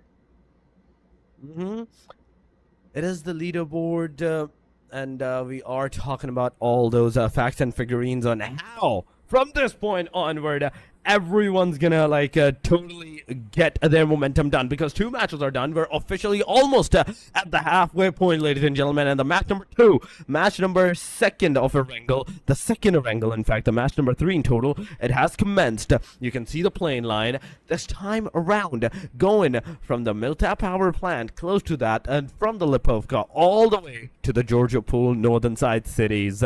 Now, whereas the last circle was kind of southern favored, this circle is super northern favored, meaning is Naya, the Georgia Pools, the hospital, the Pachinki, it's still available. Severny is available this time around, and if you want to go toward the Miltap city, you can definitely glide there as well. And Nepal Blue stepping up into the competition just a while ago. They're just really proving that their calculated playstyle isn't just about survival anymore. You know, it's about winning when it matters most. And that chicken dinner in Erangel definitely was a statement here. And I'm looking at where they are positioned currently, and what could be the rotation or what could be next, for this side of Nepal Blue. And for the first time in the tournament, Indonesia doesn't feel invincible anymore. You know, their aggression was their strength, but today it's been countered by more disciplined teams. I mean, they absolutely need a comeback here. Fast. With 3 matches left in this tournament, they're still a contender, yes, but if they don't regain control, their once assured championship dreams could also slip away here. Oh my god. This is the moment where you have to be awoke at all time. You have to be awake at all the time. You have no viability option of having a bad match for you, not having a great match for you. From this point onward, every single match, every single, even a slightest bit of point count for you at this point. But Paragon, once again, oh my god, Vietnam and Mongolia, this team, this tussle is imminent every single time. For the past 3 days, we are seeing this team get into the clash, get into the tussle, and only one of them gets out of the Pachinki. And I love this factor that they're like, okay, we're not going to get out of the Pachinki unless we get eliminated or the other team gets eliminated. Okay, nobody backed down, obviously. I mean, Team Vietnam, up until the end, they wanted to make sure that they're going to leave their mark in Pachinki, even if it is against Team Mongolia. This has been their favorite drop spot, their forever drop spot, I guess. And if I'm not mistaken, during one interview, their coach already mentioned that sometimes, Team Vietnam can be stubborn in terms of going through gameplays in a competition. And probably, this is one of those days for Team Vietnam, and not really backing down in situations just like this. Of course, Pachinki has been their turf for like a long time, and we've got another team here challenging them for this very spot, and it's understandable for Team Vietnam to kind of defend, their place. This is their territory after all. But if we're going to be looking back from day 1 and day number 2, Team Mongolia, they do have some sort of advantage compared to Team Vietnam, just because of the number of wins they have already gained in this particular spot up against Team Vietnam. And this is one of the reasons why Team Vietnam is kind of slowing down a bit in terms of improving their status in the leaderboards. Because when it comes to Erangel, they always get an early elimination, which is of course already um, taking a toll and impacting their overall gameplay. Oh my god. I mean, right now, I'm just waiting for the fight to happen. We're just waiting. Everyone's waiting for the fight to happen. But Nepal Blue, what has happened to them? They're so low on that HP. I think they're in the fight with the Sri Lanka, and no, it's Bangladesh, in fact, are fighting with the Sri Lanka, getting that elimination for themselves. Lebanon also has one casualties for themselves. They got managed to secure a one elimination. So it's not just Sri Lanka. It's somewhere into the different proximity that Lebanon also has an elimination. I'm trying to find out the team that has lost another player, and it's Syria. There we go. It's Syria, ladies and gentlemen, that has lost yet another player. So these two teams are down to the three players trio from this point onward. But Mongolia, Vietnam, no fight whatsoever, and it's gonna be a long time. I still believe it's gonna be still these 2 minutes, and maybe after that, the next circle is gonna force them to actually take the fight and get out of there. Yep, it's an absolute standoff between these two teams just because nobody wants to be reckless at this point in the tournament. And again, the fight for the top six is turning brutal, with Nepal, Red, Malaysia, and Syria all still chasing their share of the prize pool here. Red's elimination heavy style keeps them dangerous, while Malaysia, I feel like they're continuing to share of the prize pool here.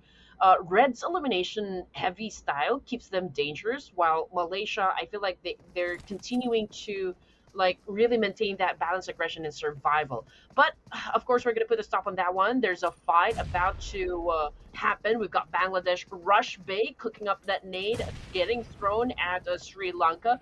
But of course, he's not hitting his target just yet. Here comes the attack right now, and just like that, Rush Bay immediately finds himself facing the floor here, bleeding already. We've got Shijin, of course, for the backup. The rest of the Bangladeshi team, we need you right here to flush out the players coming from Sri Lanka. Mini goes down hard, coming from Eddie, Lucifer, and still Susty over here at the second floor of this building. We've got Shijin cooking up the nade, trying to shut them down as well. But oh, it Ooh, was Eddie's Eddie. nade that actually sealed the deal and got the job done. And it's so Oh my fortunate for the god. side of the Bangladeshis because they get to keep all of their squad.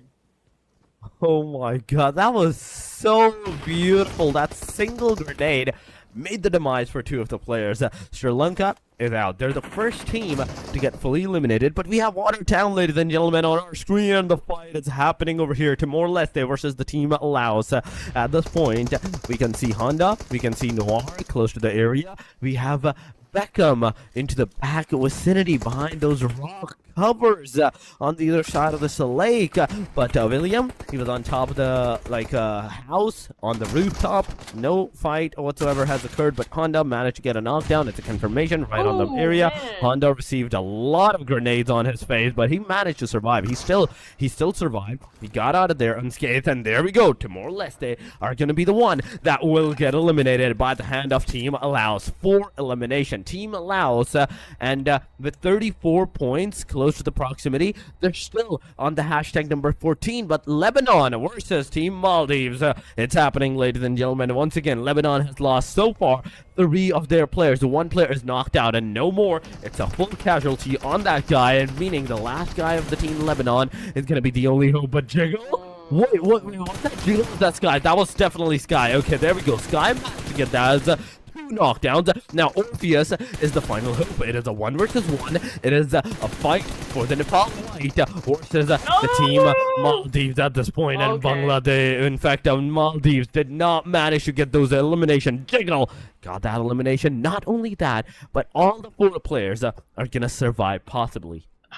It was a close call, though. Great dance off that happened right there with Jiggle and the remaining player from Maldives. They just got really slaughtered with all of those exchange that happened, and it's a great thing, really, to see them really survive that fight. And of course, they still have the chance to get to the latter stage of the game with a complete squad. And looking at the situation coming from the right side of the screen here, map feed, ladies and gents, the circle is above. Okay, it has already favored the northern side here. We've got shooting range. At the top, we got a portion of Rozak and a portion of Ruins down south. So I feel like it's going to be a clear entry point for the side of Team Pakistan. We got Laos. That's an opportunity for them to gatekeep Mongolia and Team Vietnam that will be coming from Pochinki. We've got the Nepal Blue, who will pass through Rozak, and I think that's where they're gonna stay. And as for legacy of Lebanon, okay, what kind of game plan do you have for us? What kind of a game plan? In fact, are we looking at by these guys is a bigger question. But Malaysia, so far, they're just chilling into this squad house that they have put themselves into the northern side of the Rozak areas. And so far, I don't think any team would like to take a fight. But as soon as I said that, okay, some fight has to occur. Lebanon is going to go, in fact, against a team Nepal. In fact, Laos is going to go against a team Nepal Red this time around. It's a knockdown on Saitama. Izzy Boy into the front lines. The damage can be done upon on the player, but Rex's position is going to be detrimental. It's going to be crucial. Whereas this guy has the potential, the chance to go forward, get some casualties done upon on the guys. This is the opportunity for the rest of the team allows as well to like fully submerge this Watertown area, block every exit that there is a possibility that the team can get out of, and just chill out there, wait for them to like leave, try to leave the premises. You can get some easy 4 eliminations for yourself if you just wait it out. Nepal Red and Laos duking it out here in Watertown. We've got Laos flashing their 4 elimination points with Lizzie Boy bagging most of them. Nepal Red getting into position, trying to get, of course, in the best angle possible. We've got Lizzie Boy trying to do a major backstab, but that wasn't an accurate spray coming from Noir, putting down one player from Red, but great follow-through coming from Nepal as well. Again, a trade-off is definitely happening between these two teams, but Saitama will remain down on the ground. Could be hard for him to get picked up at this point because it is already getting intense. It is getting intense, as you can already see the next stage of the circle going all the way to the shooting range and the crash site. The crash site is where the circle is right now situated at, and where Team Pakistan is also situated at right now. But Laos on our mini screen, we can see the fight against the Team Nepal Red constantly going. It's a gun blazing for both of the teams. We have Lizzie Boy going forward. We have Precious reloading his S12K, 8 bullets, 7 bullets. Now on the reload side, he goes back. You have to take the 2 players elimination right here into this proximity. The grenade is going to go. The player is going to get taken down. Beautifully done. But on the backside, it is Lizzie Boy that's going to have that final bullet done upon the player. It is all over. Nepal Red out of the vicinity, out of the game. And with just the 1 elimination on their side, that's a really good fight. But wait a minute, ladies and gentlemen, we have another team into this Watertown proximity. One team leaves, another one comes up. All I can say is that that was such a crucial gameplay coming from Laos. And again, you know, PUBG, it's not just about the mechanical skills and just really going head to head with with your enemies. It's also about outsmarting, outgunning, right? Yeah, the opposition. And the way that he did that backstab right there up against Nepal Red, that was beautifully done by Laos, hence getting them the victory out of that clash. But of course, they're not out of the woods just yet because there's another team that would love to challenge them, and that would be the boys of Team Vietnam. You're right now, Lamborghini cooking up, and here comes the spray. Lamborghini gets it. Honda down on the ground. Oh, it was Nadity who shut them down. Oh my god. Another one goes down. Another one. Situation is kind of turning very pale for so many of the players. But there we go. Beckham into the vicinity of the compound. He's trying to take a peek. He's trying to take the shots upon on the players, but the circle's closing in. You have no way to get out of this area unscathed. HT coming up, eliminating Honda up, and right with this, down to the last 2 guys of the team. Laos, from this point onward, they have nowhere else to go. 8 elimination and still getting eliminated this early on the hashtag number 12. It's not going to be good for them. But Indonesia coming up with a Nepal White. That's a 1 knockdown. The other one is going to be eliminated too. Oh my god, within a single split second. That's 1-1-1-1 elimination for each and individual player of the team Indonesia, having secured 4 elimination in this match. They are getting an amazing start once again. Whew. And of course, only 3 matches left here, ladies and gents. The tournament has entered its make or break moment, and Pakistan obviously wants to secure the throne. And Blue is really climbing fast. Indonesia is fighting to regain their dominance based on what we can see on the screen here. The top 6 battle is tightening, and again, you know, every player we have inside a battlefield knows exactly that if you have one bad rotation, like one wrong move, one mistake, it can be very expensive. And looking at the map feed onto the right screen here, we've got Pakistan holding down the fort to the northern side, and just look at that. They might have a collision with Team Indonesia. Oh yes, it is another clash. It is another clash coming up, ladies and gentlemen, slowly and steadily. The top giants are gonna go against each other. T24, I would say his position is super important here, because if he manages to get a single knockout on towards the players, the rest of the team will definitely follow. But from what I can see, the rest of the team is actually going towards the Bangladesh side. Eddie, the solo guy that is surviving into that proximity, they're going over there. But T24, I think he has given out the call out that yes, we need you, we need us to be a single unit with the fight. But there we go, the shots, the connectivity, it did happen. Not enough for the player to like get out of the car to take him down or anything of those shorts that can actually potentially harm the car as well. It was just a minor shot, nothing too personal, nothing too harmful for the team. Indonesia is easily going to go and take a different approach from this point onward. 19th remaining, stage 4, ladies and gents. Of course, this action, all of this action that we can see that we are witnessing right now coming from the teams here, it's putting us at the edge of our seats. Now, we've got Satan. Okay, I think it wasn't really expecting that one to happen, but Kenny definitely caught him off guard, and now he is paying for it. It's currently down on the ground, bleeding out there in the open. It could be a little hard, you know, for Team Zero to pick up their teammate, because Depp is already here, and he just got the job done. You know, he made sure there's no coming back from that one. And at the same time, coming with a kill feed, it's Razy. Currently down on the ground, fatality as well coming from Mongolia, and that is the confirmation coming through that he is already out of the game, and as well as Razy from Indonesia. Wow. Oh my god, come on, come on.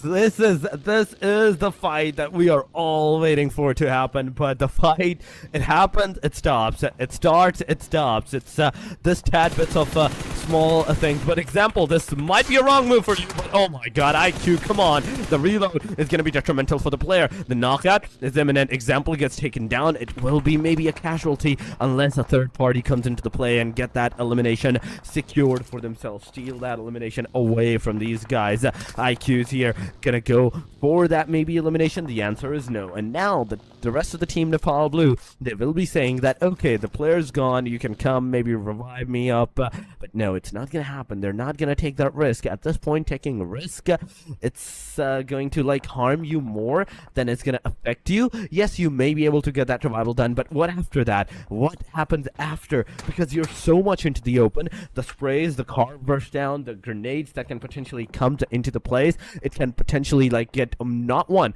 but 2 players eliminated. But look at IQ. IQ is the lone wolf into that proximity. He's gonna get taken down, and Naki, T24 OP, everything residing onto these two guys from this point onward.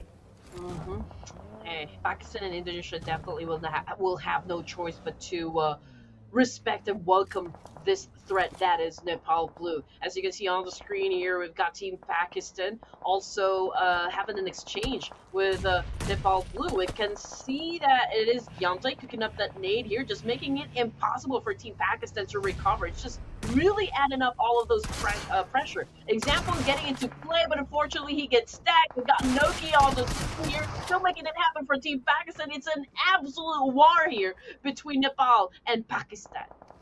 Oh my god, it is Nepal versus Pakistan, ladies and gentlemen, going on. A blue killer YT trying his level best. The shotgun is definitely going to connect, and now with this, it is down to the very last guy.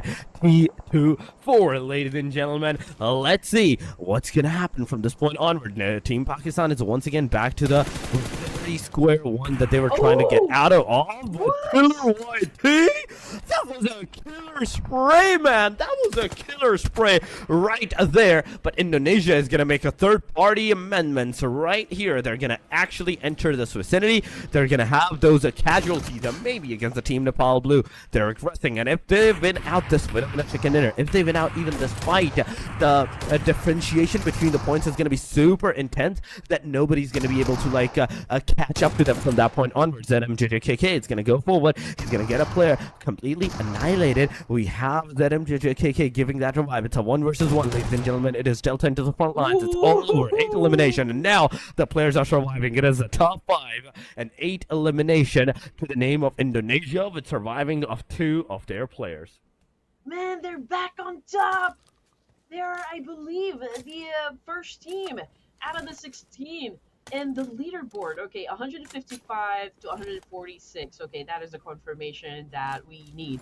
Okay, so for Pakistan, they've already been taken out the equation here. Indonesia is still in play with a massive point on the leaderboard. It's a total of 8 elimination points for this round alone. Now, Syria, it's I mean, the energy is fluctuating, but the fact that they were able to like really climb up ranks from day 1, day number 2, now day number 3, they are currently at 9th place. It was an amazing journey for them, and I'm still waiting for them to pull out their aces, you know, in this competition.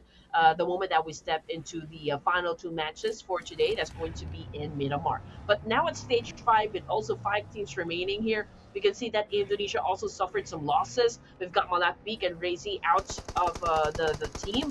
And it's going to be Vox and ZMJJKK who will be the tandem for Indonesia. Right now, they're trying to take care of business up against the Bangladeshi, trying to take down Eddie. And I think that was it. You know, for ZMJJKK, he was the one who bagged that point. He did. He definitely did. Right there. But 9 eliminations to the name of Indonesia. That's a very big boy number right there. But Jordan, they're in this like circle. They have the position of the circle for themselves. And the players that are actually moving into the premises, they're going close to the proximity of the Team Syria. The car knockdowns, the rushes, it's definitely going to occur from this point onward. We are officially into the top 3. The cars are going to block out the way. Syria, you have no way to get out of this area. The grenades, the throwables, you have to take the fight one way or another, or you can just wait out for the demise of the blue zone that's going to occur at you, because not only you have to get inside that circle, you also have to take the fight against a team that is a full-man squad right into the proximity. It is a 2 versus 4, and there is the possibility that you might not survive that one, but Indonesia as a third party can do wonders from the backside. If the backstab occurs, Syria one side, Indonesia the other side, they can definitely take down the rest of the Team Jordan player, but Team Jordan player is going to take down one of the players. M7MT is down. The second one, super. What? Oh my god, Lyth barely survived, and right with this, it's a third party time, ladies and gentlemen. Indonesia is going to do the third party. Okay, here we go. It was an exciting back and forth trade just moments ago, but it is now time for our end game. It's going to be Team Jordan versus Team Indonesia. Here comes the first attack. Tommy already down on the ground with a shotgun kill. We've got ZMJJKK still trying to find a better angle here, but they have to put down Ragnarok because he does have that great vantage point, and they could, of course, predict as to where Indonesia will be coming from. So let's see what kind of maneuver Indonesia is prepared to execute up against Team Jordan. They are still at a deficit here. Obviously, they are at a disadvantage in terms of numbers, but if they can somehow flip the script here, Torix, that would be amazing. Oh my god, the single chicken dinner is what Indonesia needs to cement their position into the top rankings. Then they will have a chill moment for the next match. The first Erangel, in fact, Miramar, they can easily play it out on the safer side. They don't need to like over-aggress or anything. They will have enough points to maintain their number 1 position. If and only if they manage to get that winner winner chicken dinner for themselves. But Jordan, they also have 6 eliminations. 3 players are still remaining. It is a 2 versus 3 possibility, and walk 6C into the compound. ZMJJKK, he's onto the other compound. They're just chilling out there and just waiting for the circle to actually close up. As soon as the circle is going to close up, that's where the demise are going to start to happen. Imagine that single guy that is super further away into the proximity. The circle goes over to there. 33 seconds and more, ladies and gentlemen, and we will have our answers on where the circle is going to go. Player from Jordan, Lyeth, he might get spotted because he has given out the shots. They know that there is a probability that the player might be into the proximity. The sprays, the shot, the tap fires, that can definitely get some connectivities maybe upon on the players. Honestly, stage 6, this is a big space, for like just 2 teams here. And again, obviously Team Jordan is a little bit spread out in the map here. They could go for a pinch. They're trying to back Indonesia into a corner here. They're trying to cover multiple angles here, which is, of course, the best way on how to approach this situation, to just really make sure that they get this chicken dinner. But we've seen a lot of clutches happen, a lot of jaw-dropping events from day 1 and day number 2, and this could be it, Indonesia maybe can pull off a clutch. Maybe they can pull off a miracle up against Team Jordan and even get the chicken dinner. But if Team Jordan wins this, then it is again one of the major improvement in terms of gameplay and strat coming from Team Jordan. It's been a long time coming as well. It has been a long time. It has been a long time, and we're still gonna have a lot more time before these 2 teams can get into any kind of tussle. And oh my God, did my prediction just go right? The circle actually went towards Elias. I just realized that. But yes, now the teams, they don't need to move that much. They just have to hold this premises for themselves. But the next circle, state number 8, is where the demise are going to start from. Clever on top of the mountain. If he spots down the player, imagine if he spots down even the legs of the players. That's some shots. That's some connectivity, and the player might get taken down from that point onward. So it's definitely one thing we do have to see what's going to happen. But Clever, slowly approaching into the situation. He knows he needs to get inside that circle. He's going to take that long route. He's going to go behind maybe that eardrop, and after that, he's going to get out. But that MJJKK, as soon as he tried to shoot Clever, he was instantly being denied that elimination. He was instantly denied that spray, and that Molotov, now from this point onward, gives enough time for the rest of the Team Jordan player to actually push up into the premises, go close to the proximity, and take that fight straight with the Walk 6C. ZMJJKK behind this door. He's going to get eliminated. The grenade is going to go, but it's not going to connect anywhere. It's a 1 versus 3 unless you can pull this 1v3 off,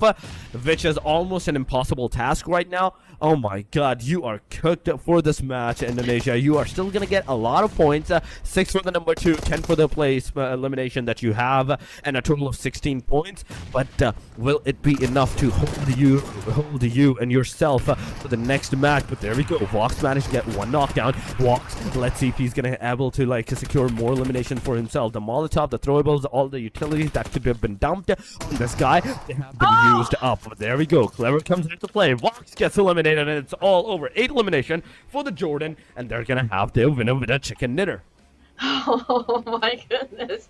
I mean, it was a hard-fought battle up until the end coming from Vox of Team Indonesia. It can be overwhelming trying to manage 3 players from a squad there. I mean, you don't have any backups. You don't have that much resources. All you had was just a weapon to defend yourself, and with a shotgun, which is good for a CQC. But then again, it was a 3v1 situation, and what can you do with a 3v1? Of course, not that much. But anyway, it was also a great team effort coming from Team Jordan. This is a much deserving win, and again, we just have to give the credit where the credit is due. And as for the MVP here, we got ZMJJKK. Again, it was a great performance coming from Team Indonesia overall.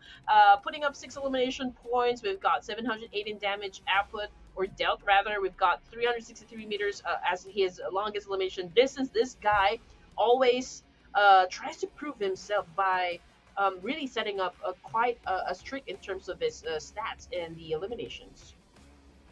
I mean, he was the sole responsible to that actually managed to take down the Nepal Blue.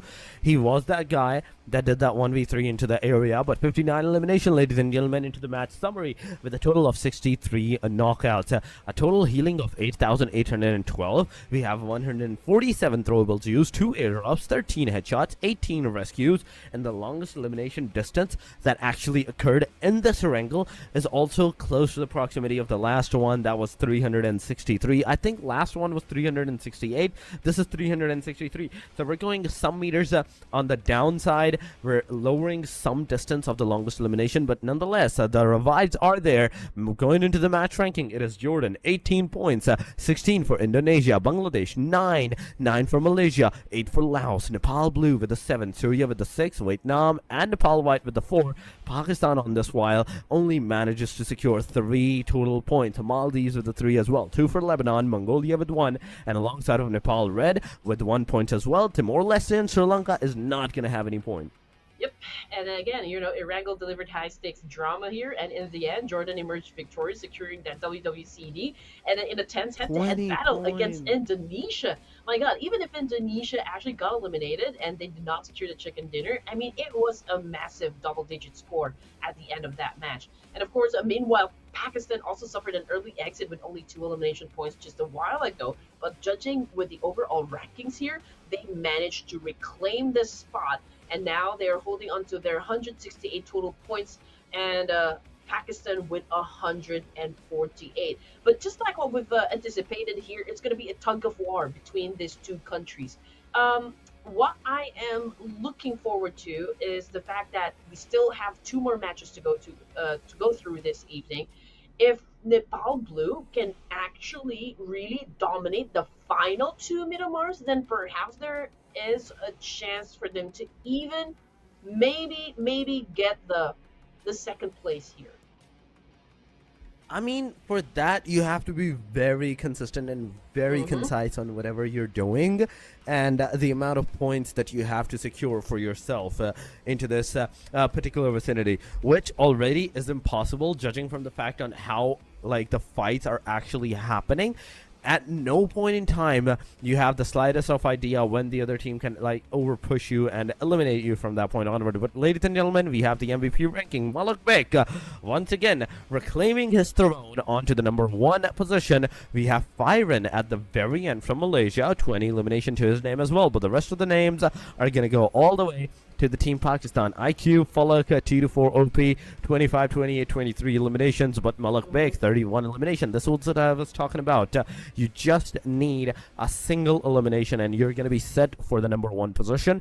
A short survival time actually occurred, and now it is 35.98% points for Malak Bek, IQ 35.76, Falak 35.55, T24 33.45, 31.59 for Firen.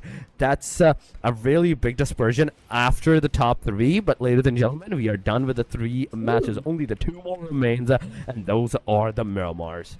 Yep, and I'm still not over with what happened during the lasso, the end game. The final moments definitely showed us, that Indonesia and Jordan actually locked in a fierce duel, for the WWCD, and I'm pretty sure that Indonesia was really eager, to reclaim the dominance, which they were able to actually pull off, at the end of that match. But then again, we only have 2 more matches to go, and we're going to step into the first Miramar this evening. So don't go away, ladies and gents. We'll be right back after this.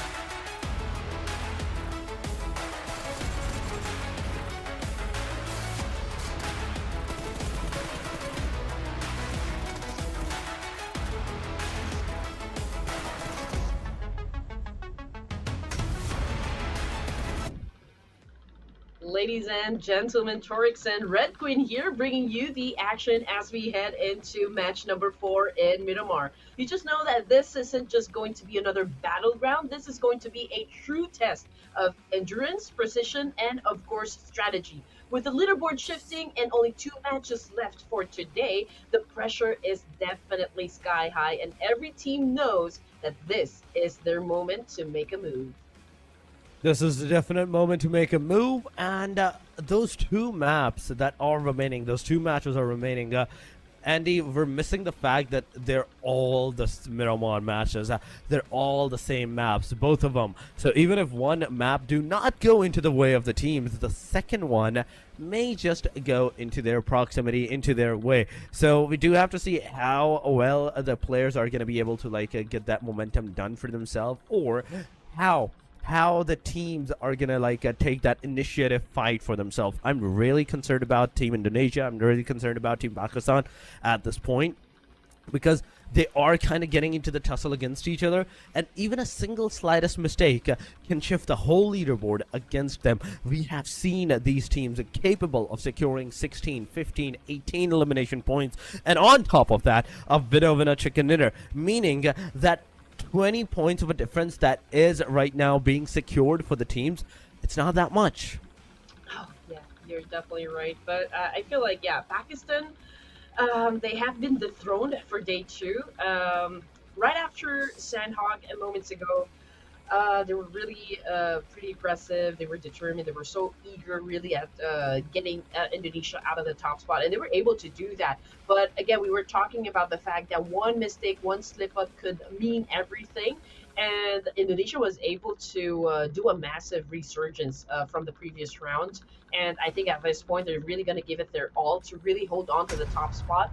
Again, they've managed to put in a lot of effort and a lot of work, to be the top dogs in this competition. And I think, they have no way, or they're not going to let it happen to just let go of being the strongest competitor here in this tournament. I mean, they are kind of like a strong team, yes, but those mistakes, this is not the time to make any kind of mistakes whatsoever. But ladies and gentlemen, let's talk about the match number 4. This is the Miramar, and you can already see the plane line from Impala all the way to the La Cobreria. El Pozo is accessible, Picado is accessible, Los Leones. It may be accessible if you glide, unless you have to find the cars to go down into the city of the Los Leones. San Martin is available, Hacienda del Patron, so someone is definitely going to go for that Golden Murado. I can definitely say for that for sure. El Azhar is also another vicinity where we might see some early clashes, early fight, early tussle, any of those sorts happening into the area. But from what I can see, I see Hacienda del Patron kind of into a fight where the teams will definitely go for that aggressive stances. Picado may be another one where Indonesia, one player's at MJJKK might drop down alongside with another full team. So 1 versus 4, you have to be very careful, very precise on which angle you're going to take, which angle you're going to shoot at, if you want to have any casualties against the other team. And this is interesting because Team Pakistan is close with where Nepal Blue is, right there in the middle of the map. So maybe they will find each other, and maybe they will have an altercation. But of course, we'll just have to wait and see if that ever happens. But in the meantime, we're looking at Timor-Leste. At the moment, William was able to get himself a point here. They're going up against Team Mongolia. And right now they do have that leverage up against the opposite, just because of the fact that they were able to get one of their players. So it's going to be a 4v3 situation. But as you can see, some of the players from Mongolia still going through the buildings here to make sure that they have enough ammo, they have the proper attachments, and of course the right weapons to defend themselves with. But as for Fatality, is already getting into position, trying to find an angle that he could utilize, of course, to get the advantage back on their side for this fight.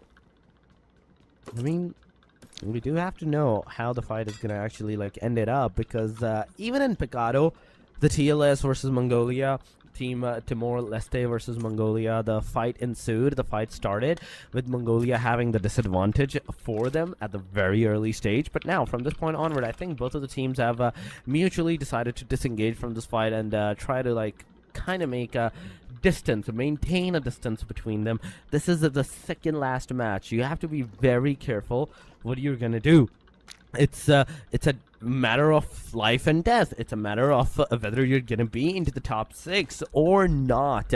From this point onward, the mistake that you could have made into the day number 1, day number 2, there is no chance for that anymore. Malaysia versus Sri Lanka, it's happening into the kill feed as well. We're getting some casualties, we're getting some eliminations. Sri Lanka versus Lebanon is also into the proximity as well. So Lebanon, they are the one that did get that knockdown upon on the players, but still, it's Miramar. You still have the decency, the chance where the fights are not going to actually happen. The full fight are not going to actually happen into the starting of the stages, but rather the stage number 2 or the 3. If Malaysia actually does great in this round, then they will be the 4th team to cross that triple-digit score.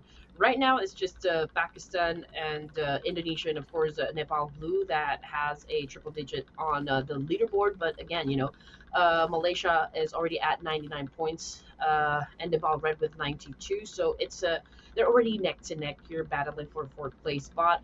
I can say that Malaysia is still, like elimination heavy approach. They have, that strategy alone kept them competitive, while Red, their consistent placements, I think, is what keeping them in the race here.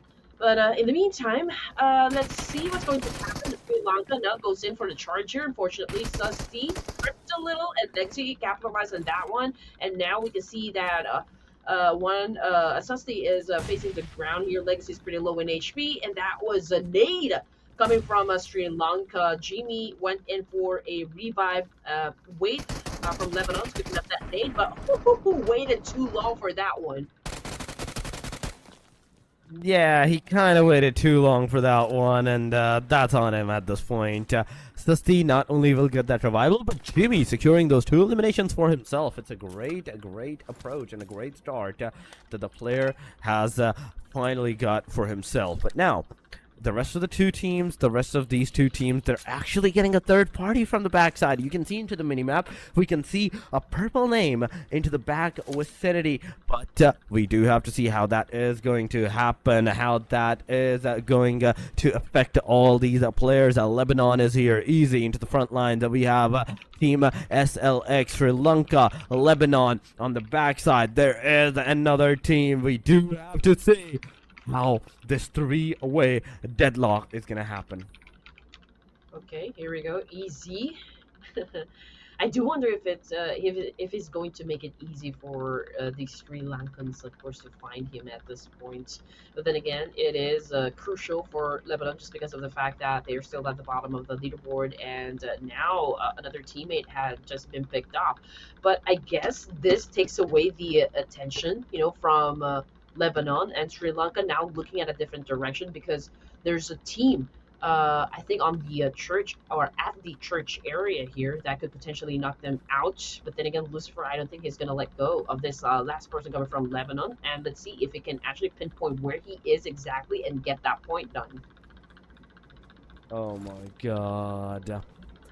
16 teams out of 16 teams are alive. And I love this fact that this Miramar is actually going into the anticipation mode, where we have like a very, very slow paced start. Yes, the teams are getting eliminated, some players are getting eliminated, and the rest of the teams, a full-fledged team elimination has yet to occur. Vietnam has 1 elimination, one of their players now knocked out. Indonesia is also facing that casualty. 1 player of there is knocked out. The second one has been eliminated. This cannot be a good start for the team Indonesia from this point onward, as ZMJJKK and Malkvik are the only 2 guys alive. They are getting some more shots, they are getting some more damage onto their side, and if they're wrong, if they're making any kind of wrong moves, it can be a knockdown, a confirmation on another player, and this will severely undermine the full team of Indonesia at this point. But Vietnam, you don't have to get overconfident at this point. Yes, you are getting some decent number of elimination points, but oh my god, you beat beauty, Molesbeck,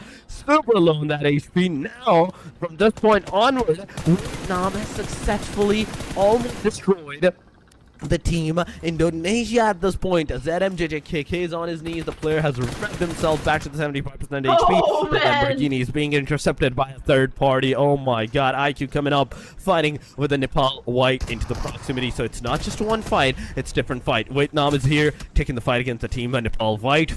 Pakistan is fighting with the Nepal fight as well. Alongside, if they're really lucky, they can have all those eliminations for themselves. So it's a matter of fact of how you're going to be able to get more and more elimination for yourself, because this elimination, this knockout was phenomenal. Sky, you are a elimination. You are a peak freak at this point. You are getting those peaks, you are getting those knockdowns on the precisions. That takes a lot of practice, man. Oh, this is a party. I mean, Indonesia definitely caught back to first place, but can they hold it? I mean, we've got a lot of teams fighting up in this very spot. It's so painful to see Indonesia right now, given their team is picked up one by one. It was Nepal white just moments ago, and now we have Team Vietnam and Team Pakistan coming into play as well. So again, if Pakistan doesn't have a statement game here in Miramar, Indonesia might run away with a championship, and Team Pakistan just made sure that, oh no, that's not how it's going to play out. We are definitely here to win it, and that's exactly what they did. Indonesia already out for the Miramar game. Oh my god, 5 elimination into the Miramar. Indonesia is out. Nepal blue is still into the vicinity, 117 points and 3 elimination. They are on the 120 marker as well, ladies and gentlemen. But for Man Alive, it's a great start. The start is great for these players, and we do have to see how it's going to go forward. But Example is going to go back into his horse, is going to sit on the horse, and now move forward into maybe some decent number of compounds area. You don't want to be into the Petrona area where it's not good for you. It's Hacienda del Patron, outskirts. The area is the outskirts, and you do have to know, we do have to see how they're going to be able to secure their momentum over here, because this open area only means one thing: either you're going to be looking at a lot of players, or there's going to be a lot of players that are looking at you. Whew, oh my goodness, that was again a nerve-wracking experience, and we're talking about the stage number 2 in Miramar. Anyway, we've got Red of Nepal going up against Jordan. We've got Lucifer down on the ground. Same thing goes for Trexie of Malaysia coming off the kill feed here. We've got Jimmy picking up his teammate. Of course, to get all the firepower, he needs to defend the whole team, while Depp and Trex is still on the ground here, and I think they won't have a chance to even get picked up at this point. And Sri Lanka obviously will capitalize on this information, and Lucifer will come after Depp. But just look at the kill feed here. It's still lighting up. It is not stopping at this point. What is going on? Oh my god.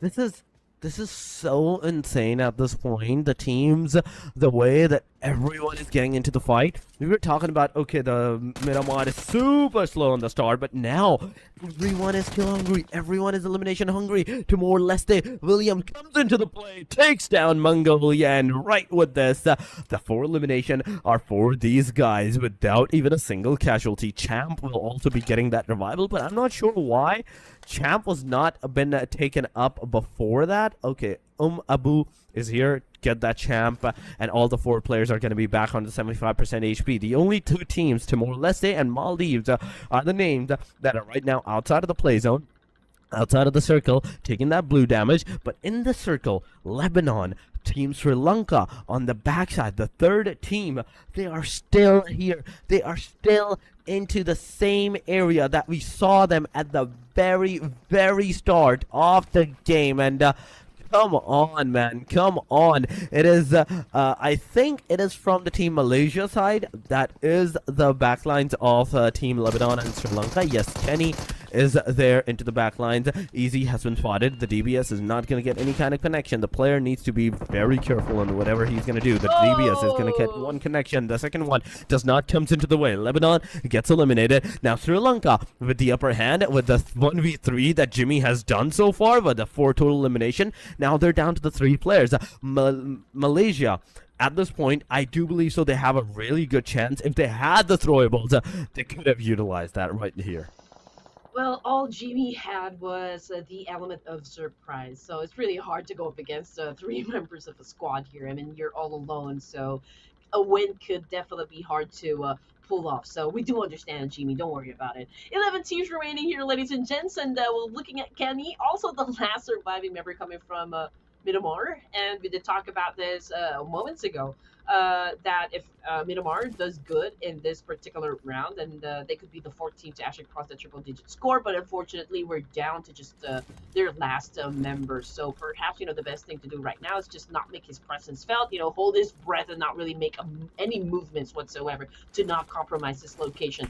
But of course, coming off the kill feed, it's Timor-Leste again. One of their players just got picked off, if I'm not mistaken.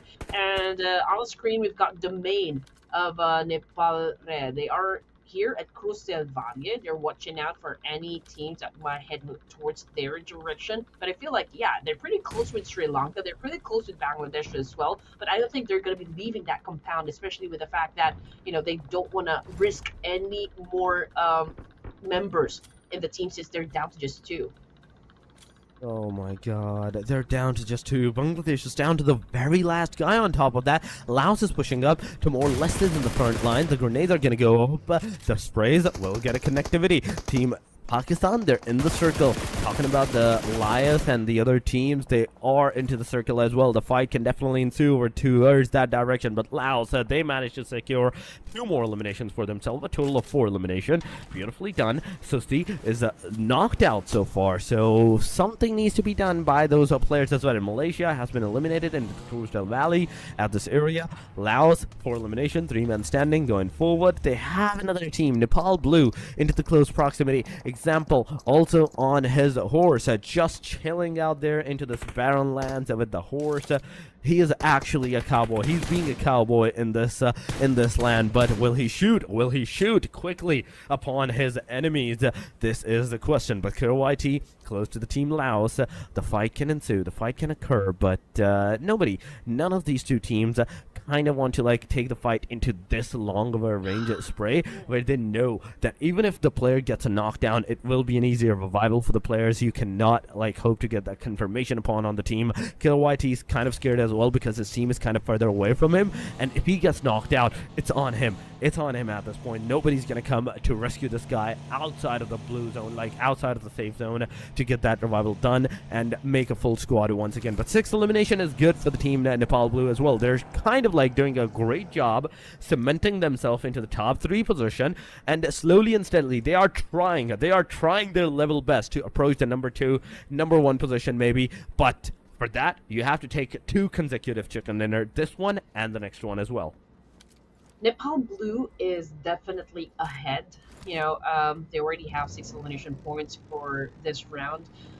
Red is fighting to stay relevant, and unfortunately for the white team, obviously they're struggling, and now they have already been taken out of the game as well, which is a little difficult to see, to be honest. So I do wonder which of these 3 amazing teams, of course, will really stand tall in this competition. But of course, the greatest, I think, team that I can say at this point, since they do have the numbers, would be the blue team.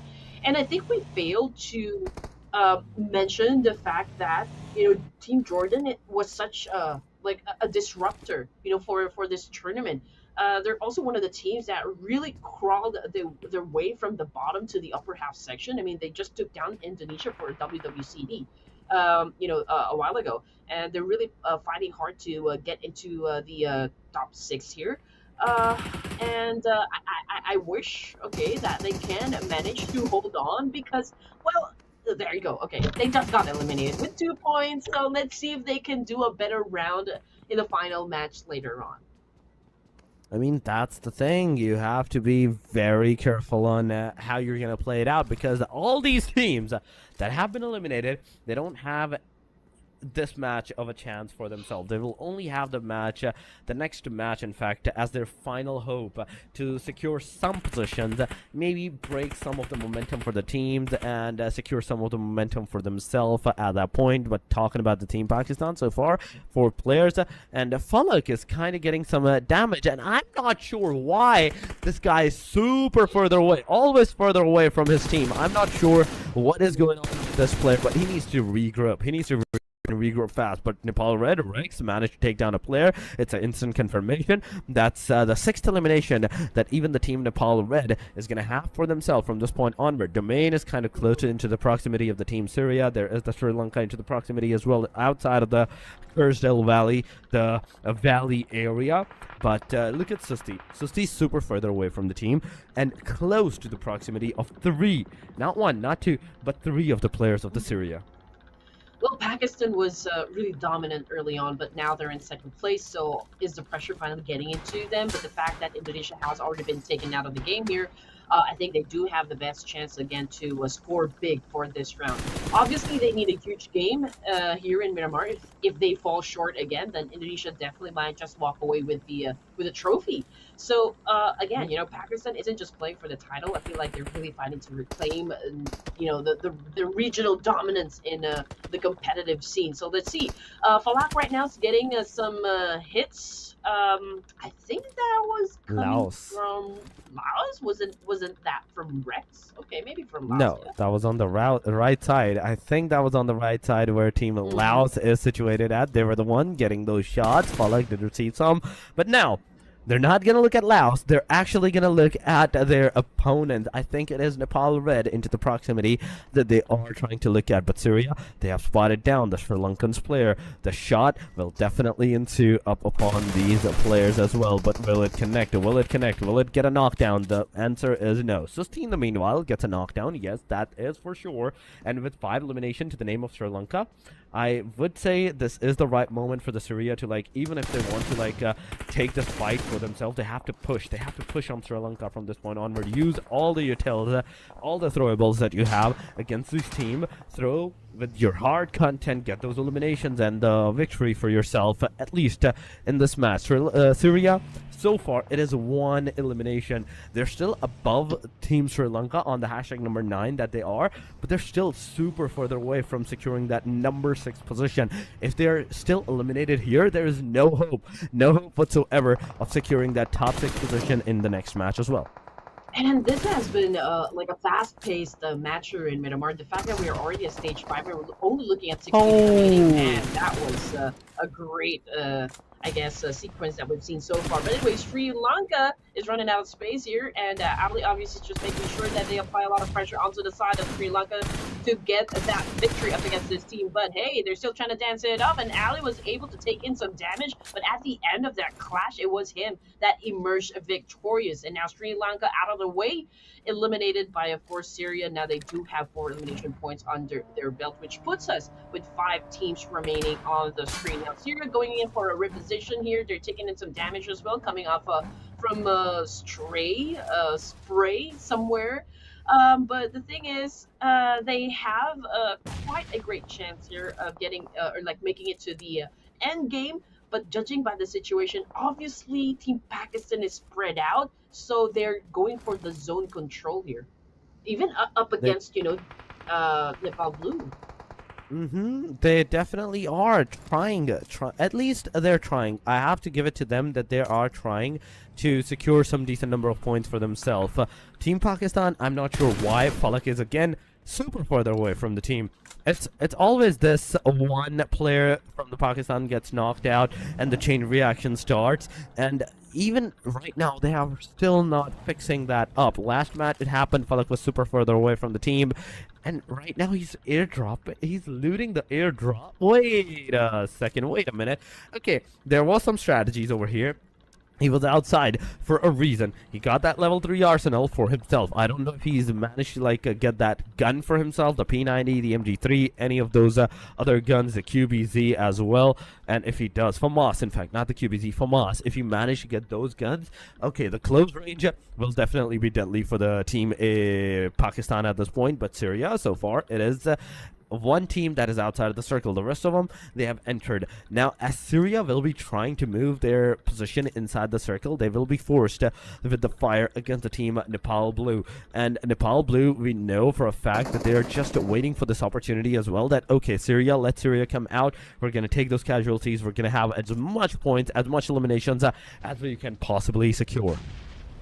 And here we go. Team Pakistan getting into position here, trying to, of course, anticipate all of the teams that we headed towards that direction. We can see the IQQ already doing a massive spray up against the team Laos. Lazy Boy already down on the ground, courtesy of Falak here. 7 points now for Team Pakistan. And we would talk about aggression. Again, Pakistan is on full force here. They would love to take the top spot back again from Indonesia, and Indonesia can't do anything about it for this round. So Pakistan obviously is capitalizing on this one and just really, really putting in all the work and effort to make sure that they finish off coming out at the top.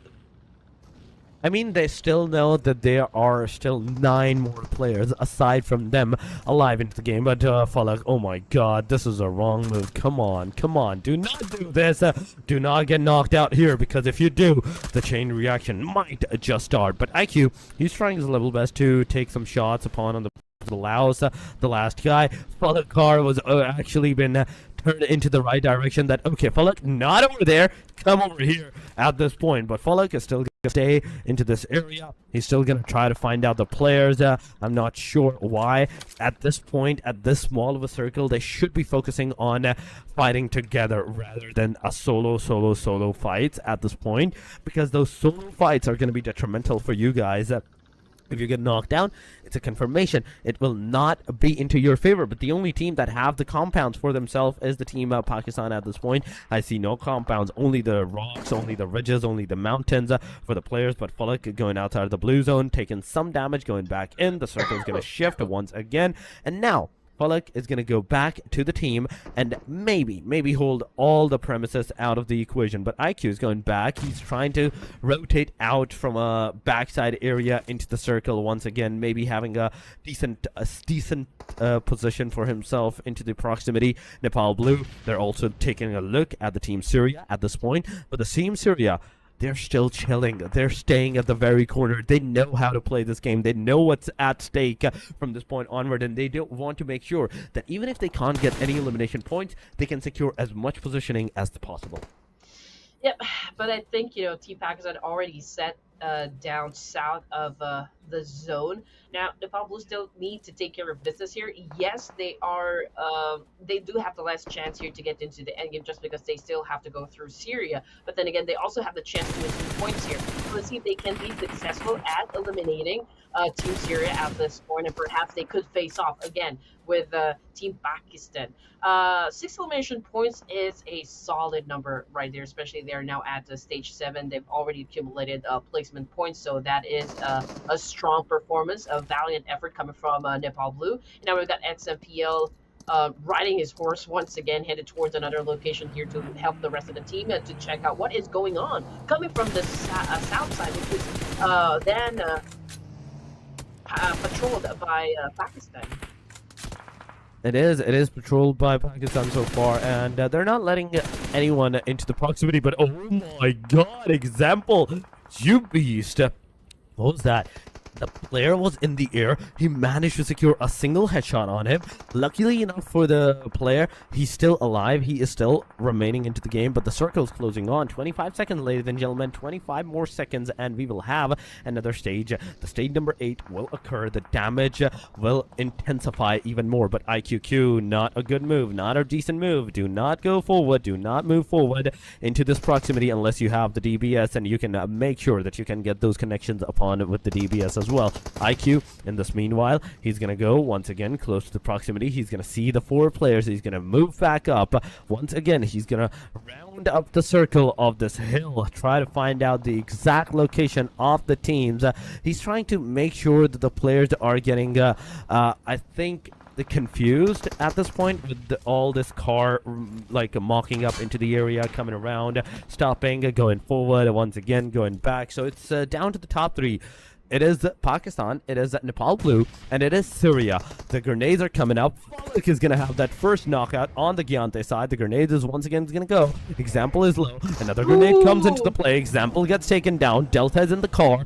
Killer YT is also in the car as well. They're moving away from this area. IQ is going to have both of those eliminations for himself. The player that was in the car, Delta, he's still staying there. In the meanwhile, Syria is also receiving the wrath of the team of Pakistan. But Killer YT, he managed to secure the last guy. 5 elimination for the team Syria. They have been eliminated by the Nepal Blue. 8 elimination in total for the Nepal Blue and 10 for the team Pakistan. But oh my god, that's a Molotov right there. That's a Molotov. Delta knocked down the grenade, comes into the play, and it's all over.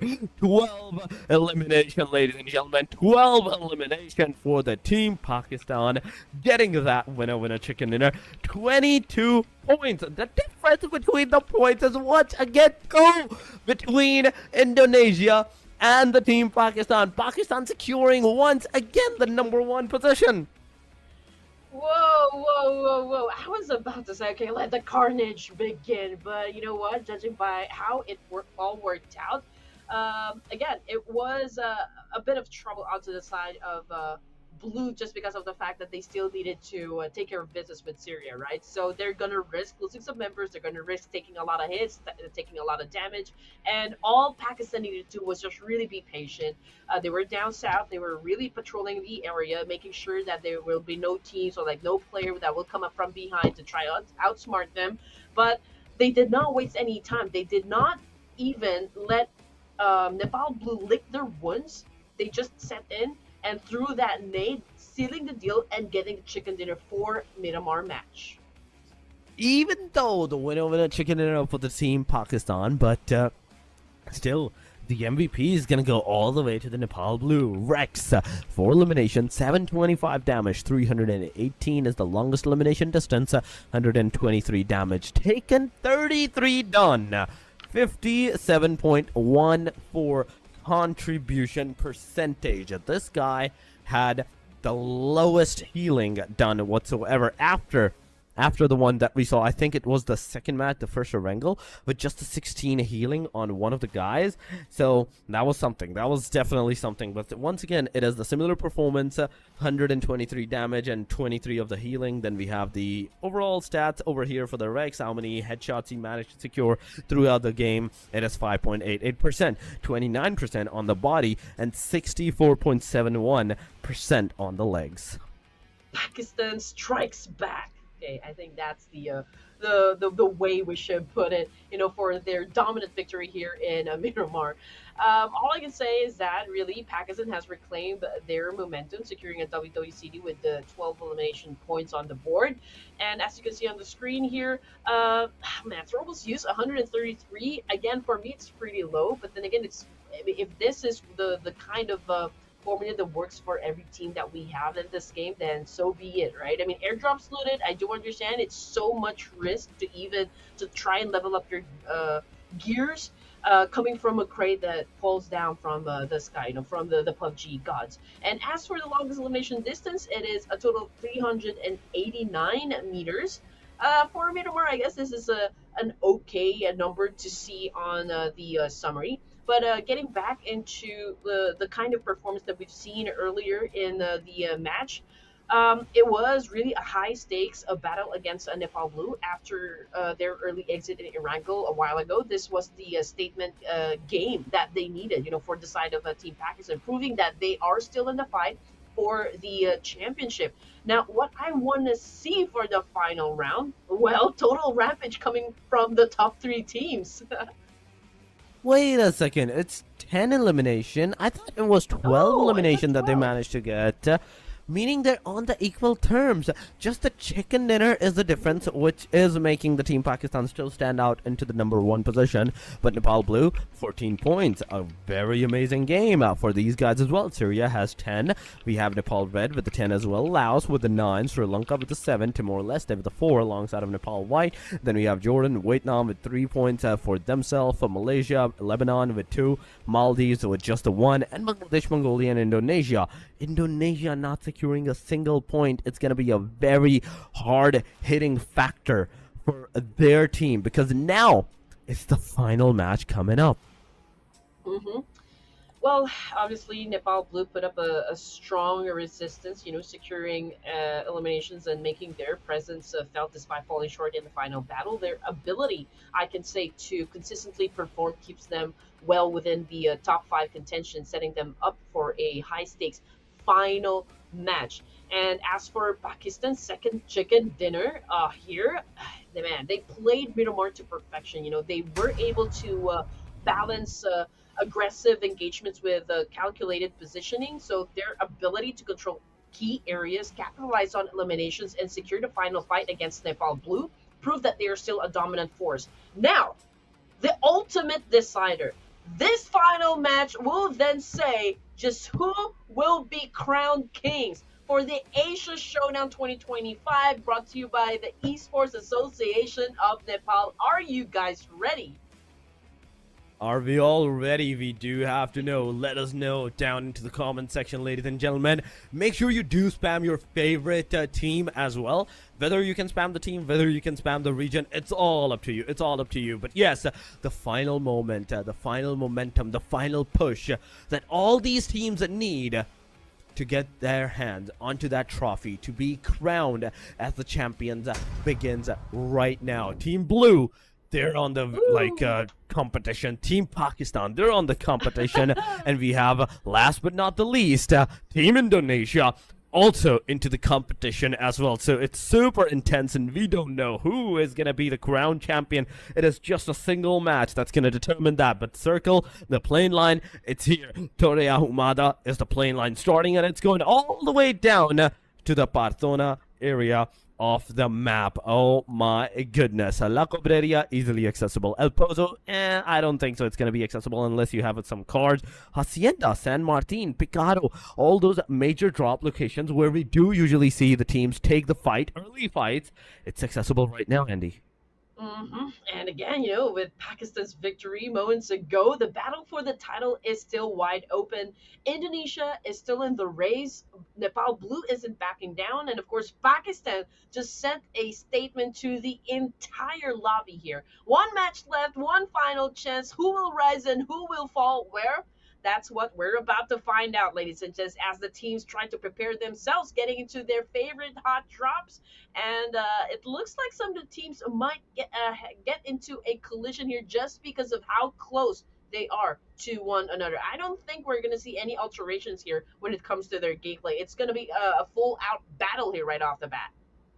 It definitely is the full-out right battle because the bottom line teams, they have nothing to lose at this point. They can still go straight for the aggressive stances. They can still go for those momentums that they possibly have needed throughout the game, and they just want to finish off this match either early, or they want to break off the momentum for the other teams. But Indonesia close to the Pakistan close to another team. I think that is the Nepal Blue at this time. That is close to the proximity, but we have Mongolia working fighting against the Timor-Leste. Leste has been eliminated. That's the first one. Second one fight finally being done and dusted as well. It's not just one, it's two. Jordan has been eliminated too. So two teams in a very early stage has fully been eliminated. Team Mongolia, 4 eliminations for themselves into the Picado area. They are just chilling out here. Lebanon, close to the proximity of the team Sri Lanka. Once again, the fight will occur or the fight will not. This is a bigger question because both of these teams are kind of on to the low side Erangel. Whether they want to or not, they can just go for the fight. Actually, go for that aggressive stances. Show us what you guys are capable of on the individual performance level from this point onward, because you have nothing to lose. The team performance-wise, you're not going to have any prize pool position. Yes, you are trying to secure as much higher ranking as you can possibly can, but we need to see some casualties going out here. We need to see some single performances, single player performances from this point onward. Hey, Jimmy wasn't able to do the shimmy here up against Lebanon. Easy is, of course, continuing to apply a lot of pressure onto the side of the Sri Lankans. We've got Easy on top of the building here, executioning Doom and sending him back to the lobby. Good game, well played for Doom here. And now Lebanon has the upper hand advantage up against the Sri Lankans. We got Easy on the screen, cooking up that nade, trying to flash him down. Jimmy's still low in HP here. And again, Lebanon is on full force. They are playing on aggro here. Jimmy still tries to open fire, but then again, Easy spots him out through that nade, and now Jimmy is on the ground. Oh my god. We do have to know. We do have to know what's gonna happen at this point because Lebanon Legacy at this point he's moving forward. He's going forward, but Lucifer is the final hope, final guy alive from the players. Lucifer at this point he is closing in with the M249. Let's see if he's gonna be able to get that elimination. He has the crossbow right here. It's gonna go kaboom. It's definitely gonna go kaboom for the player. We do have to see if anything is gonna go in towards the area. The answer is no. Lucifer is not gonna be able to get any knockdown. Sri Lanka out of the match right here for elimination for the Lebanon. Yep, Lucifer again got sent back down to the underworld. Well, we're definitely going to be seeing them in the next tournaments to come, so good game, well played. We'll see you guys again soon. Now, down to 13 teams remaining just like that. Just a few minutes into the game, and we are already turning Miramar into a huge bloodbath here. From the screen, we've got Team Pakistan still, of course, pillaging through towns here, getting everything that they need before they step into any engagement. So far, it's been a little passive onto their side, but understandably so. I mean, they have everything to lose. They know that they know what's already at stake. You know, for Team Pakistan, one wrong move and they could be taken, not have the chance to get that top spot from Indonesia. Were they able to get the top spot from Indonesia? I mean, they Not are yet. Not yet. not yet. Not yet. Not, okay. We didn't exactly show the leaderboards right after Yeah, we're the not last looking Erangel, at the right? leaderboard. So we don't have any idea, guys. But yeah, I mean, Team Pakistan obviously do not want to be They're reckless close. at this point. You know, they don't want to make any mistakes. So I'm Oh my pretty god. sure that it's gonna be all tactical from now on from the side of Pakistan. They're gonna pull out their big brains on this one to make sure that they really get the top spot. I mean, yeah, the top spot is the fight that is really needed. We can't even see the total number of players alive into the live location leaderboard at this point. We just have to assume how many players are right now remaining with Malaysia. They have taken down one of the players. Let's see if they're going to be able to like secure that elimination. The answer will definitely be a yes. Lebanon, they're super further away from each other. They're not going to be able to like get those eliminations for themselves to make any kind of casualties against Team Malaysia because Malaysia is super far. The only player that was close to the proximity that was trying to leave out of this area, he was taken down. He was instantly shut off from that point onward. Look at the positions. We have just a single Picado area, and oh my god, as soon as I said let's look at the locations, the location goes off as well. Wow. Okay, I see how it is. Indonesia, in the meanwhile, they're taking the fight against the Team Maldives. Eddie got a knockdown, got a confirmation. That's one elimination for the Team Indonesia. Lebanon Wait gets a fully finish off as well by the hand of Trexy. That's a bled out that happened a while ago. Oh my goodness. This is a situation, ladies and gents. Nepal Blue needs a big game. We've got Pakistan, they also need a big game. And for Indonesia, they also need a big game. So can you imagine if all of these three teams find themselves at the last few zones in this Miramar round? Oh, that's going to be an epic showdown out of all the three. But anyway, we're going to wait ever so patiently for that to happen. So far, it's a quiet Miramar for this final round. Everyone is just really passive, you know, taking their sweet time. They're killing nothing but time here. I think it's gonna happen up until maybe we see stage 4. The fights are not going to happen from this point onward, at least for Indonesia and the Team Pakistan. I think they will definitely go for that super, like, safe approach where they will take the fight, yes, maybe again after the stage number 4, stage number 5, and they will assume that okay, there's not a lot of teams left, there's not a lot of players left, we can definitely take the fights. Until that time, they will definitely go for a safer side approach. Falak, once again, is kind of further away. IQ is on the top of the mountain. The backside, you need to look at the backside too. IQ, you need to look at your back.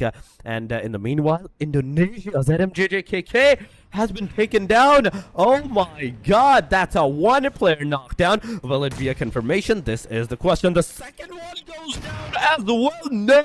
Vietnam, you are completely obliterating the chances of Indonesia securing that #1 spot at this point. The only players that are alive are the only two that are moving away, moving out of this premises. So Vietnam has done a very big setback, very major setback for the team right now. Oh man, this is not looking too good for Indonesia. Out this scoring Torix again. We just mentioned that they needed a big game just so they can really make sure that they will end as the one victorious, out of everything that will happen for this final round. And as for the kill feed, yes, we've got a couple of players coming from Lebanon getting picked off by Malaysia. We got Byron coming off the kill feed there, confirmation coming through that he did get a point out of Lebanon. And now this is such a major setback here for this side of Indonesia. Vox, ZMJJKK, man, they're already out of the game here. So I'm trying to check what the plan can be, for Team Indonesia. Oh my God, Indonesia! I'm so sad for the fact that Indonesia might not be able to take any kind of fight from this point onward. I was hoping that the two giants, let them clash against each other, let them fight against each other at this point. But let's see, Mongolia, they're also facing the wrath of the team Laos at this time. The sprays are definitely coming in. Oh my God, that's a one-player knockdown. Izzy boy, you are doing a great job getting a knockdown, getting a confirmation. That's one elimination for the player. And Laos, at this point, they are on the top of the mountain, just chilling on the backside. There's the rest of the teams from the Vietnam also closing in. Something needs to be done. Izzy boy, you have to go. You have to go close to the proximity of your own team member. Get that healing and get that maybe survivability done upon the player, because Honda, he's on the 60% HP. He doesn't have enough time to heal himself into the safe side angle. You have to give him the cover so he can heal, he can boost himself, and then take the fight once again. Yep, and also Team Vietnam is doing their best, of course, to win this fight up against Laos, but Laos is not backing down in this situation. They're also doing a massive counter up against Team Vietnam. But then again, I think there's a need for them. It is essential for them to kind of go in for a reposition, just to really maybe set a trap for Team Vietnam, let them come to their side instead of them actually going in for the offense. But then again, I think, I don't think they're gonna leave this warehouse. They're gonna let Vietnam step into that trap instead of them actually going out of that compound. But anyway, Team Pakistan still a full squad here again. What an advantage up against Indonesia, and just look at that. They're pretty close to one another, and the fight is definitely about to ensue here. Oh my God. We do have to see Pakistan versus Indonesia. It's finally happened. The player threw that grenade. It did not get any kind of connection, but the Molotov is inside the compound. It's definitely going to affect the player. But no, how is this guy surviving? How is this guy alive? The jump shots are coming in. He is stuck on that. Wait a second. What? What is going on? The player goes out. He gets a lot of damage. He needs to move out of the proximity. He gets in the compound once again, into the backside of the compound. But there we go. The spray comes into the play. Indonesia with the one elimination. They have been eliminated on the hashtag number 12, ladies and gentlemen. Now, the fight is against the team Pakistan and the Nepal Blue. Nepal Blue is also kind of into the close proximity of this area that they can have that winner chicken area. They can overtake everyone, get that #1 position as well. But Firen, Orpheus in fact, into the vicinity, taking the fight, getting a knockdown. All those eliminations are happening. Team Syria versus Nepal White. Orpheus from Maldives is getting taken down by the hand of Malaysia. Syria, Ali closing in. Nepal White, Sleepy is going to take him down. And M7MD, Yusuf, the only two guys that are alive. They will leave the premises from this point onward. Or no, they don't have anything to lose. They are going. Everybody is going haywire for the fight. Yep, I feel like somebody already opened up Pandora's box, and now this is pandemonium right at stage number 3. My goodness me! And now Nepal White has already been eliminated by a team of Vietnam, if I'm not mistaken. Man, what a way to go out of this competition. Anyway, back to Syria.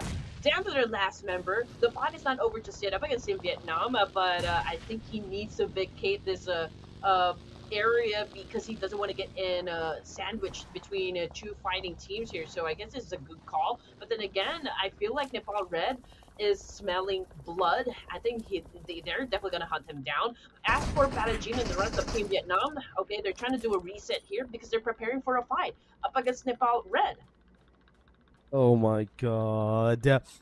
It is Nepal Red right now into the proximity. Vietnam is here. Firing, taking Falak down. Oh my god. And once again, it is Falak. We were also talking about into the previous match as well that this guy is kind of farther away from the team. And I think it's the same situation once again. Look, should have been farther away from the team. He got taken down. Now, it's the question of whether he will get the confirmation or he will not get the confirmation at this point in time. But Vietnam, Leviso, he's gonna get into the car. They might leave the premises. They might get out of this area from this point onward. We do have to see. But Nepal Red, Rex into the proximity. We have MY's Kenny, Nepal Blue, Giante getting those knockouts and eliminations for themselves. But Falak gets eliminated by the hand of fire, and Leviso is into the proximity as well. Domain getting that knockdown.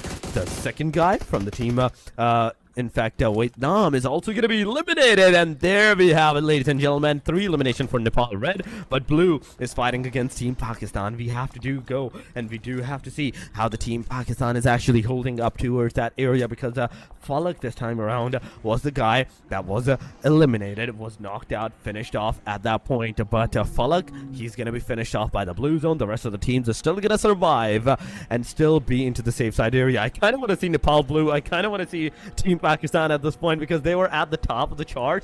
They were having more than 100 points for themselves. So the tussle is between those two giants. Okay, Rex was the MVP in the last Miramar round, so perhaps he was able to carry that same momentum back to the final round because he needs that to happen, you know, to be consistent and stay in the top 6 here for the competition to get that slice of the pie. Coming off of the kill fit, oh, Nepal Blue versus Team Pakistan right now, but unfortunately T2 Force currently down on the ground, and Pakistan will be coming from down below. So we've got Nepal Blue on the high ground advantage here. We've got Giante coming in from the left side of IQQ, but it's a good thing that IQ was able to spot him up. An example being aggressive here, trying to get close to the situation, and that's it for IQQ. He tried to get close, he exposed himself up above, and now Nepal will capitalize on that information and just really went for a rapid spray. And now IQQ, man, he is, I mean, he's pretty helpless at this point. Oh my god, no, Tito 4 is also down, no, the situation is overturning, IQ is down, oh my god, Naki would have been the only player right now alive for the team, and oh my god, we're into the top 7, ladies and gentlemen. 1 positioning point will be given out to the teams that get eliminated from this point onward. Bangladesh, Shaijan, he's giving that revival to Eddie, and with the 2 players on the team Bangladesh, once again, they will go forward against the team Syria, maybe the team Nepal Red, but Pakistan gets eliminated on the hashtag number 7. Oh my god, this is getting juicy and juicier at this point. Nepal Blue were the one responsible for that elimination, and now with the 6th elimination into the hands of Nepal Blue, they just need that winner in a chicken dinner. They need that winner in a chicken dinner, and they will have the top position for themselves. And oh my god, will it be enough to secure, to dethrone the other teams to get the top position for themselves or not? No. You know, sometimes I'm not sure if I still want to do commentary or just really watch the fights, you know, happen in front of me. This is so exciting. But we've got Bangladesh on the screen here trying to go up against Nepal Red. Shijan a little bit low with the HP here. His teammates really down on the ground. Shijan with his shotgun did not do him any good because Nepal Red was out to get him and was really looking forward to get that point. 7 now for Nepal Red. Yes, it is 7 points. 5, out of which 5 is instantly for Precious. Right here, this guy is super precious for the team. I have to say that. Oh my god, they're going super head-to-head against each other. We can see the team, in fact, Syria as a solo player, M7MD. We have the team Laos close to the proximity of the Nepal. We also have Mongolia into the proximity as well. The fight can definitely ensue at any point in time, right into the proximity. So whatever happens in these top 5 scenarios, it's gonna happen within this circle. I do totally believe it's gonna happen within this circle from this point onward, and I kind of want to see that aggression happen. Everyone going forward, completely clashing up, getting those eliminations for themselves, and just annihilating everyone into the lobby. Oh yeah. Imagine Nepal Blue with the winner chicken dinner 25 eliminations. Okay, so far they have 6 elimination the last time we saw them, right? With this and a total Oh of players that are alive, 6 plus 10. That's 16 eliminations that they can possibly get if they wipe down the whole lobby, meaning 26 points for them. But my main question for you guys on the chat and for you, Red Queen, is that will it be enough or not? Well, that is a big question mark right there. But the fact that Nepal Blue was able to set a total of 6 points inside their pockets, and we are already at stage 5, they're still a complete squad, that is such a huge advantage right there. We all know the kind of firepower that they have as a team, and going through some of their opponents here for this stage 5 will definitely be cutting through or like slicing through a butter here. It'll be that smooth. Of course, I feel like they already have that momentum. They do have that motivation as well. Again, for this side of Nepal, they're not playing here just to survive this game. They're not just playing here for themselves. I think they're carrying a lot of pressure coming from the whole nation just because of the fact that we've got 3 Nepal teams here representing and fighting for the top spot in this competition. So I guess they're really putting their best effort, their best foot forward, just to make sure that they give everyone what they want. So far, they're putting up a great show. They're not disappointing their fans, and I can say the same. For the remaining teams that we have for stage 5 here, we still got Mongolia playing for stage 5. Vitality already out, but it's Apex, Rilo, Alex right now still making it happen for Team Mongolia. Alex has been a key player here, to be honest, for Team Mongolia. He has been aggressive and consistent as well in putting up numbers for the whole team. I mean, this is the slowest last match that we are going to see from this point onward. The top 5 teams. Oh, come on, go for the fights. I kind of want to see the fights actually too at this point. It's way too much for my small heart at this point. Alex getting some taps on towards the players, no connectivity. Then we have Team MN's Apex. In fact, there's Apex, there's Alex. There's 2 of the AAs. The double A's are here. Rilo, in the meanwhile, he is the only guy that is kind of away from the team at this point. So we do have to see where is Rilo situated at. But for now, Mongolia has a decent position into the circle. But for how long? Because now they will have to move into the circle. Now they have to take the fight against all of these teams, and Nepal Blue is in the front lines waiting for all of these teams on the top of the mountain, just chilling out there. As soon as they're going to show their faces, those sprays, those connectivities are definitely going to approach. And Syria. Okay, M7MD feeling a little bit cozy inside his shack. Of course, the goal here is to not let anyone know about his current position, and that means, of course, not moving a muscle, not moving anything, not even breathing at this point, because Rilo coming from Team Mongolia is pretty close by, and he might hear footsteps, coming from this small shack. But of course, M7MD here, he does have the reflex to defend himself if in case Rilo decides to actually push for him. But Rilo's still busy looking at a different direction with his Mini 14. He's also trying to pay close attention to any teams that might do something big to eliminate them, or that maybe do a backstab coming from behind. But then again, Rilo spots of players coming from Nepal. We got Apex down on the ground, so who will be picking up their teammate? Oh, so okay, they're gonna let that go. So Mongolia just like that, down to just 2 players. I mean, that is absolutely true. Mongolia is down to the last two players, NP Red. Nepal Red, close to the proximity. Precious, the guy that had the 5 elimination. He's ready to take that action against these players once again. Saitama in the car, he's moving forward, but there's the Team Syria into the proximity as well. We do have to see how they're going to be able to get those eliminations for themselves at this point. Rilo into the proximity. Let's see. Mongolia not making a single move. The rest of the Mongolia team are actually further away. That's why the player does not want to engage in any kind of a tussle, any kind of a fight. But Nepal Blue with the 7 eliminations so far for themselves. We do have to see, are they going to be able to secure some more decent number of eliminations, because they are trying. They are definitely trying. If not the number 1, number 2, maybe the number 3, they are trying their level best. But they're already on the number 3, aren't they? So it's already on the fact that they are getting into the number 2 or the number 1. You know what? I do wonder what Indonesia is feeling right now. I mean, they're so close to really being dominant. In this tournament, day number 1, day number 2, they were pretty unstoppable. The prowess, their power, their tenacity inside the battlefield is undeniable. And to see Indonesia get taken out so early in the game and not even having a chance to solidify their position in the leaderboard ranking. Oh man, that's something that of course not everyone expect. But then again, if we talk about force to be reckoned with, right now it's no doubt that we have Nepal Blue and of course Pakistan going at it. But let's see who will emerge victorious, for this round. I mean, we do have to know the fact the Mongolia is trying to survive their level best as a 1, 2, 3 players alive. They're doing their level best as a duo.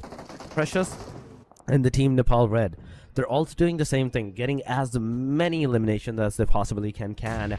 The fight right now, what I do totally believe, is between the MVPs. It is the MVP fight going up for all of these players. There's Laos, there's Nepal Blue. They're trying to make sure that even if they can't get the number 1, number 2 position, they can get that MVP ranking for themselves from this point onward. Syria gets eliminated by the hand of Team Laos. Beckham is the guy that is responsible for that. Now, example. Slowly, steadily move forward. You still have 2 grenades. Get into the corner of this warehouse and then cook those grenades and throw it up. It's going to be a tight final battle here, that is for sure. Alex, okay, just got run over by Saitama. That was a brutal vehicle elimination right there. But Precious as well, come from Nepal Red, has been taken down, so Saitama's definitely going to pick him up at this point. They still got time here. Okay, so Rival is already driving towards them, and here comes the attack. Saitama trying to defend himself with a BBS. Rival trying to dance it up with a Starlight, but who will be winning the fight here? It is, of course, at the end of that exchange, Saitama coming up victorious with a DBS gun. It is the DBS and Nepal Red 9 elimination. We are into the top 3, ladies and gentlemen. Top 3 coming up. Team Laos close to the blue. Red just chilling out there into the backside and waiting for the opportunity that can present itself to get that win on the chicken dinner. 9 eliminations so far. It's a very big number. So Laos, Honda, Noir, in fact, Lizzie Boy alongside of Beckham. All 4 players, if they want to, they need to push forward for the team Nepal Blue at this time. The grenades, the smokes are definitely coming up. Noir cooking that grenade up as well, but no connectivity will occur. He's not going to throw it up unless he hears the player closing in into the proximity. And Lizzie Boy is into the vicinity as well. Honda cooking that grenade, throwing it up. It might connect. It did definitely connect somewhat on the player, but there comes the smoke. There comes the smoke. He's also going to deploy a smoke into the vicinity. He's not going to let the players approach this vicinity unscathed. He's going to make sure that at least, even if they're getting eliminated, he's going to take down 1 or at least 2. I mean, the pressure is definitely onto the side of the blue here, just because of the fact that they will be coming from the outskirts. And Laos, all they need to do is really set up a very good defense here for this warehouse and really prevent Nepal to take over this place. But XMPL now boosting himself up, getting ready for a fight here. Honda still in the corner, waiting for any of the players coming from Nepal Blue to step inside, and he will definitely open fire and, of course, annihilate anyone who steps within the line. Killer White T already on the move here with a BBS as well, but Lazy Boy right now knocked down on the ground, and that is the opening Nepal Blue has been waiting for. This will definitely pave the way for Nepal Blue to step inside to the zone here and probably take the victory up against Laos with this exchange that we are witnessing onto the screen here. 8 points now in the bag. Laos seems to be on the edge of the losing pace here for against Nepal Blue. I mean, that's exactly what's happening. La Beckham coming up. Allows Beckham getting a knockdown with the grenade. Now it's all over. Team Allows kind of struggling a lot at this point. But 9 elimination. It's definitely happening. Beckham is the guy that is further away from the team, the rest of the team. But the Molotov is not going to approach the situation up. The players are trying their level best. Nepal Red into the vicinity as well alongside of the Nepal Blue.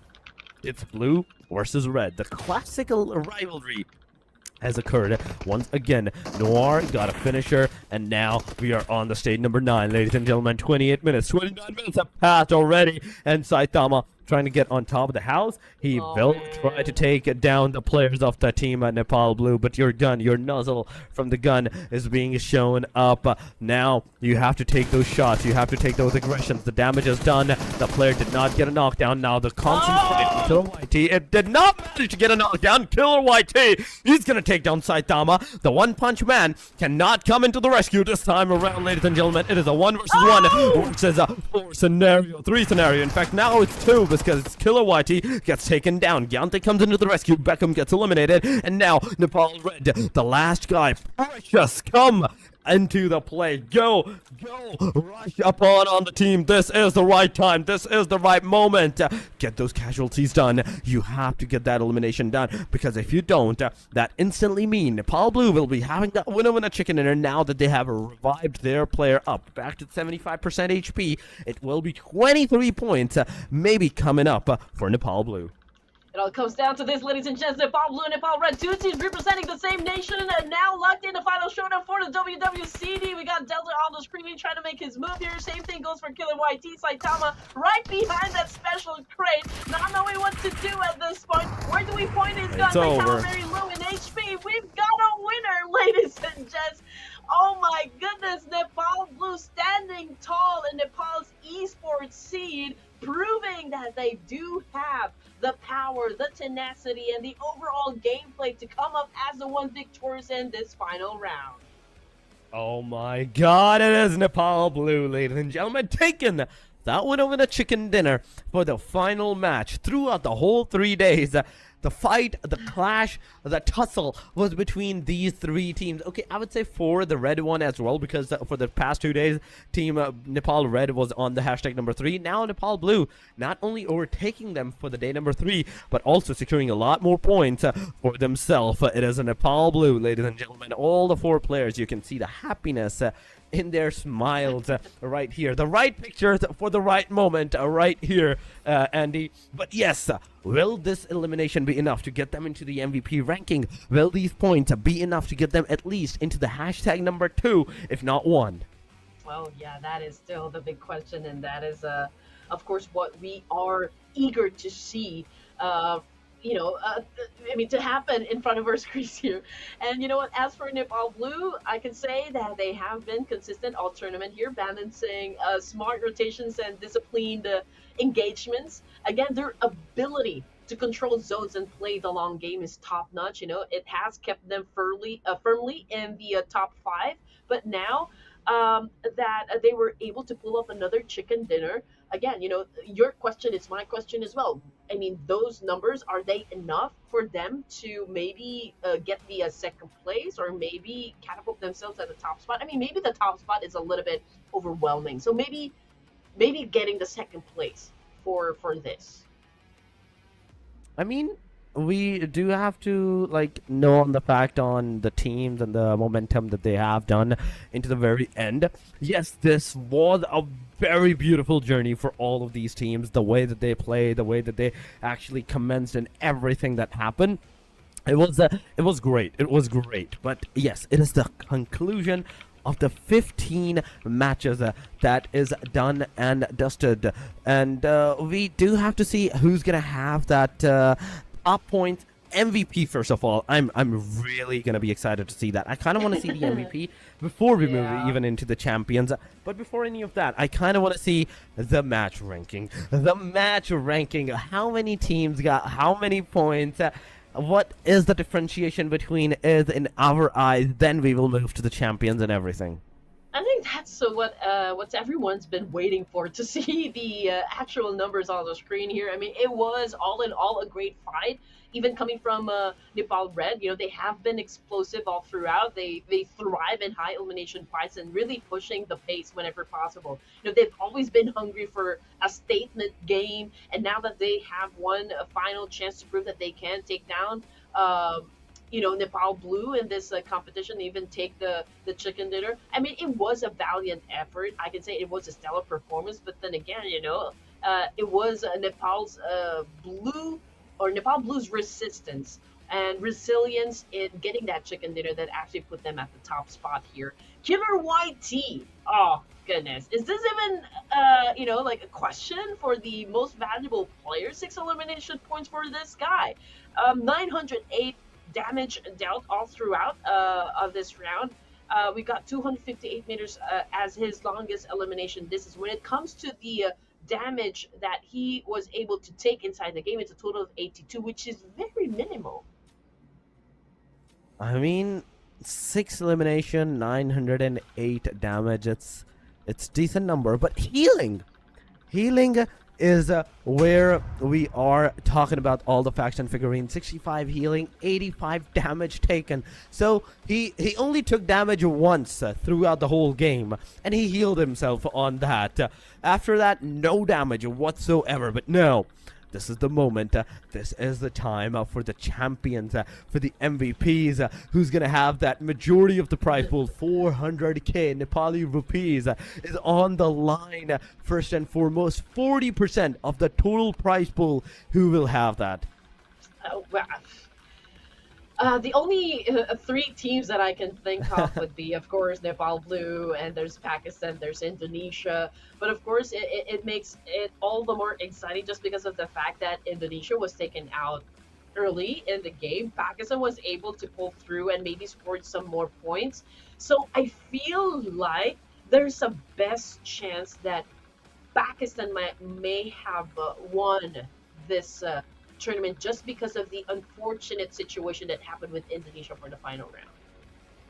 I mean, this was the best final round, I would say, that we can possibly would have had. The only thing that would have made this more interesting would have been the fact that if Indonesia and Pakistan had gotten into the early clash, early tussle on that point, oh my god, that would have been a domination. Or they would have taken the fight at the very end. They were the only 2 survivors. This is the only 3 ways that I can totally think of that would have made the things more interesting for the players. But yes, it is done and dusted, ladies and gentlemen. The 3 days of action that actually happened with starting from 2 days ago. The day number 1, day number 2, and day number 3. 5 matches each day. It is done and dusted.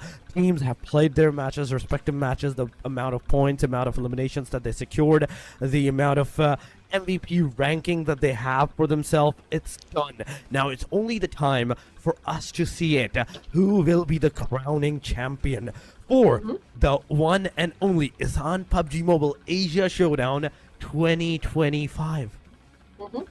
And you know what? I'm also thinking about like if Jordan, Syria, and Malaysia actually make it to top 6.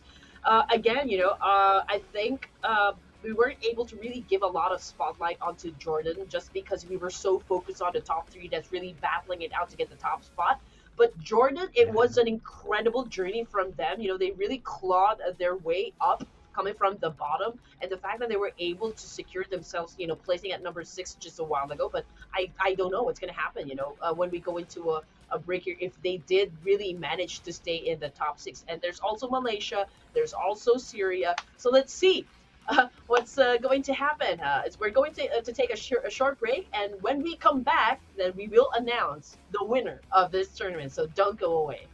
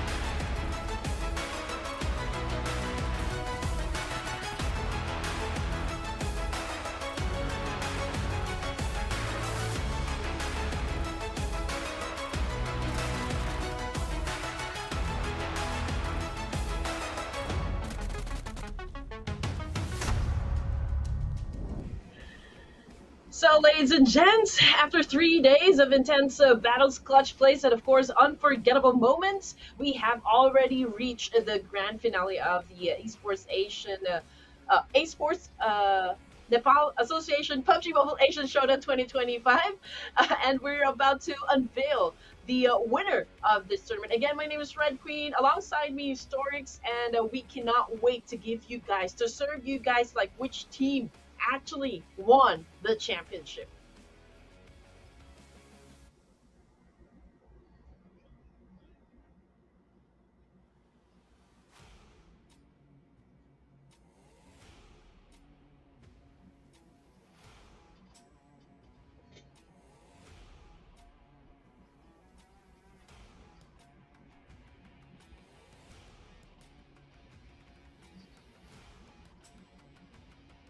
Going to be. Thank you so much, Andy. I'm sorry. I'm sorry. I know for a fact you could hear me, but our audience couldn't, and I'm really sorry for you guys. I'm really sorry for that as well, ladies and gentlemen. Yes, we are back, and it's time.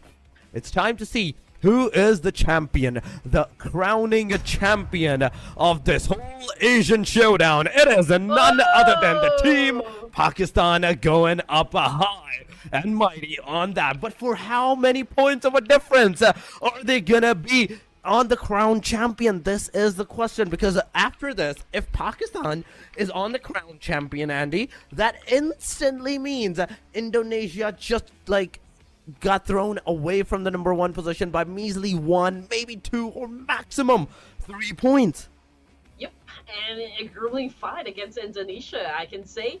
Pakistan proved their dominance, combining aggression, precision, and strategy to secure their victory. So again, this is a much convincing win, for the side of Pakistan. We all know how hard they fought, just to make sure they secure the top spot. From statement wins to calculated eliminations, they have held their ground, and now they stand at the top of this tournament scene. Now, for Indonesia, I'm pretty sure they're at the second place. They're the runners-up, the runner-ups.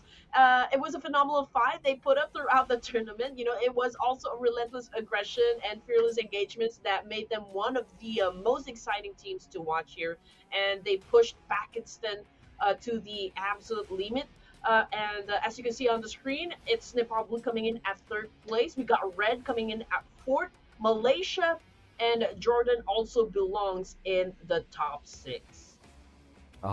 This is the top 6, ladies and gentlemen, but unfortunately for all the other teams, Vietnam, Syria, Nepal, White, Sri Lanka, Laos, Mongolia, Bangladesh, Maldives, Timor-Leste, and Lebanon, they are not going to have even a slightest bit of that prize pool for themselves. But yes, congratulations to Jordan, Malaysia, Nepal, Red, Blue, Indonesia, and last but not the least, Pakistan, as they are the crown champions for this Asian showdown. But Andy, there's still one more thing missing. There is still one more thing missing, and that is the MVP distribution. Who will be on the MVP side? Who will have that extra 50k NPR just for himself? Because right now, Pakistan's chances after this win of a chicken dinner, because of the survival, just alone survival, not the elimination, they are looking really good. Yep, I'm also waiting for that one to see just like who really got the crown for the MVP ranks. There we go. None other than Falak, ladies and gents. Malak Pick had been pretty consistent when it comes to like being at the top spot when gunning for that MVP title. But at the end of 15 matches that we've had so far, at the top it is Falak, and we didn't call it out just a while ago, before we even started the 5 matches, that if actually Pakistan could be at the top here and win the 50,000 Nepali rupees for the MVP, man, they've already swept, the prize pool all to themselves. The entirety of the prize pool is theirs. 45% of the total prize pool goes towards the team Pakistan at this point. Falak, 33 elimination, 5,381 damage, 1641 is the average survival time. IQ with 28 elimination, 5,285. We have 19 minutes of survival. Killer YT 31, 18 minutes of survival. Precious 29, 15:45, and T24 with 26, 17:49. But where is the Malakbek? I'm not seeing Malakbek. What? Why? What happened? What happened to that guy? How did he from number one position onto the overall MVP ranking all the way not even into the top five? Hmm. There was a lot of last minute comebacks and intense rivalries that happened, and I think it was really quite a disaster that happened during the final round at Miramar. I think that was the one that really put the nail in the coffin there for Malakbek in terms of like getting the MVP ranking. But of course, again, if you guys seen the leaderboard just a while ago, it was just like a 10-point difference between Jordan and Vietnam. Jordan's WWCD a while ago, earlier, really put them in the spotlight.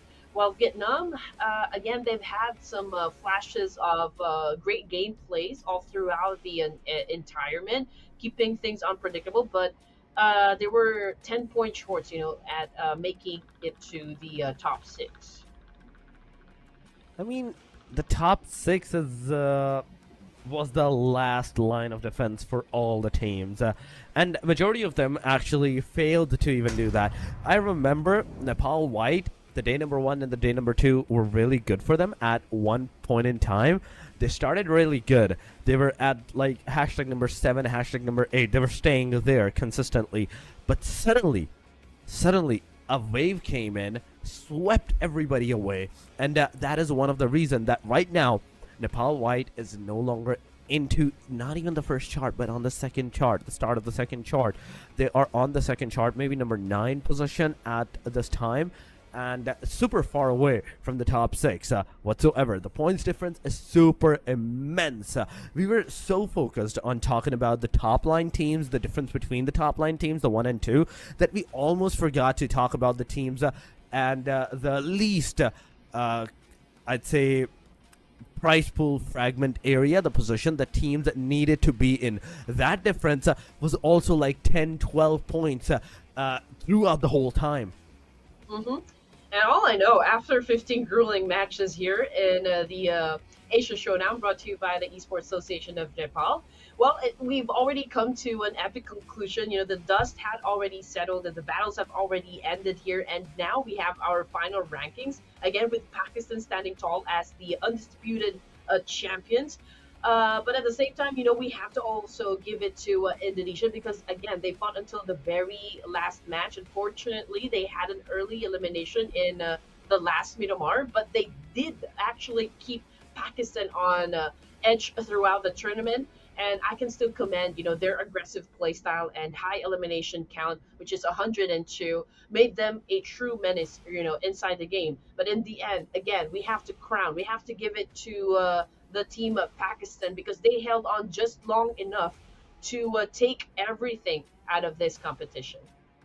They did. They did. They in fact did. And on top of that, my cat is stuck as well with this chair, so I do have to take her out as well. But yes, ladies and gentlemen, aside from that, everything worked out beautifully. Teams did a very beautiful job on that. They played really good into the proximity on how they were playing and everything. But yes, ladies and gentlemen, this is all it for the action of the 3 days of the Asia Showdown with you guys throughout the whole journey. It was me, and with me it was Red Queen to assist me throughout the whole journey. Thank you so much, Red Queen, for joining us once again, and it was a delight to work with you. Yes, sir. And of course, if you guys loved what you see, what you've witnessed so far in the entirety of this tournament, don't forget to hit that sub button, of course, to support the organization. And also, if you guys are, well, you did love our commentary, don't forget to follow us on our social media platforms as well. Our names are just right down below. I'll see you guys soon in the next tournament. Bye.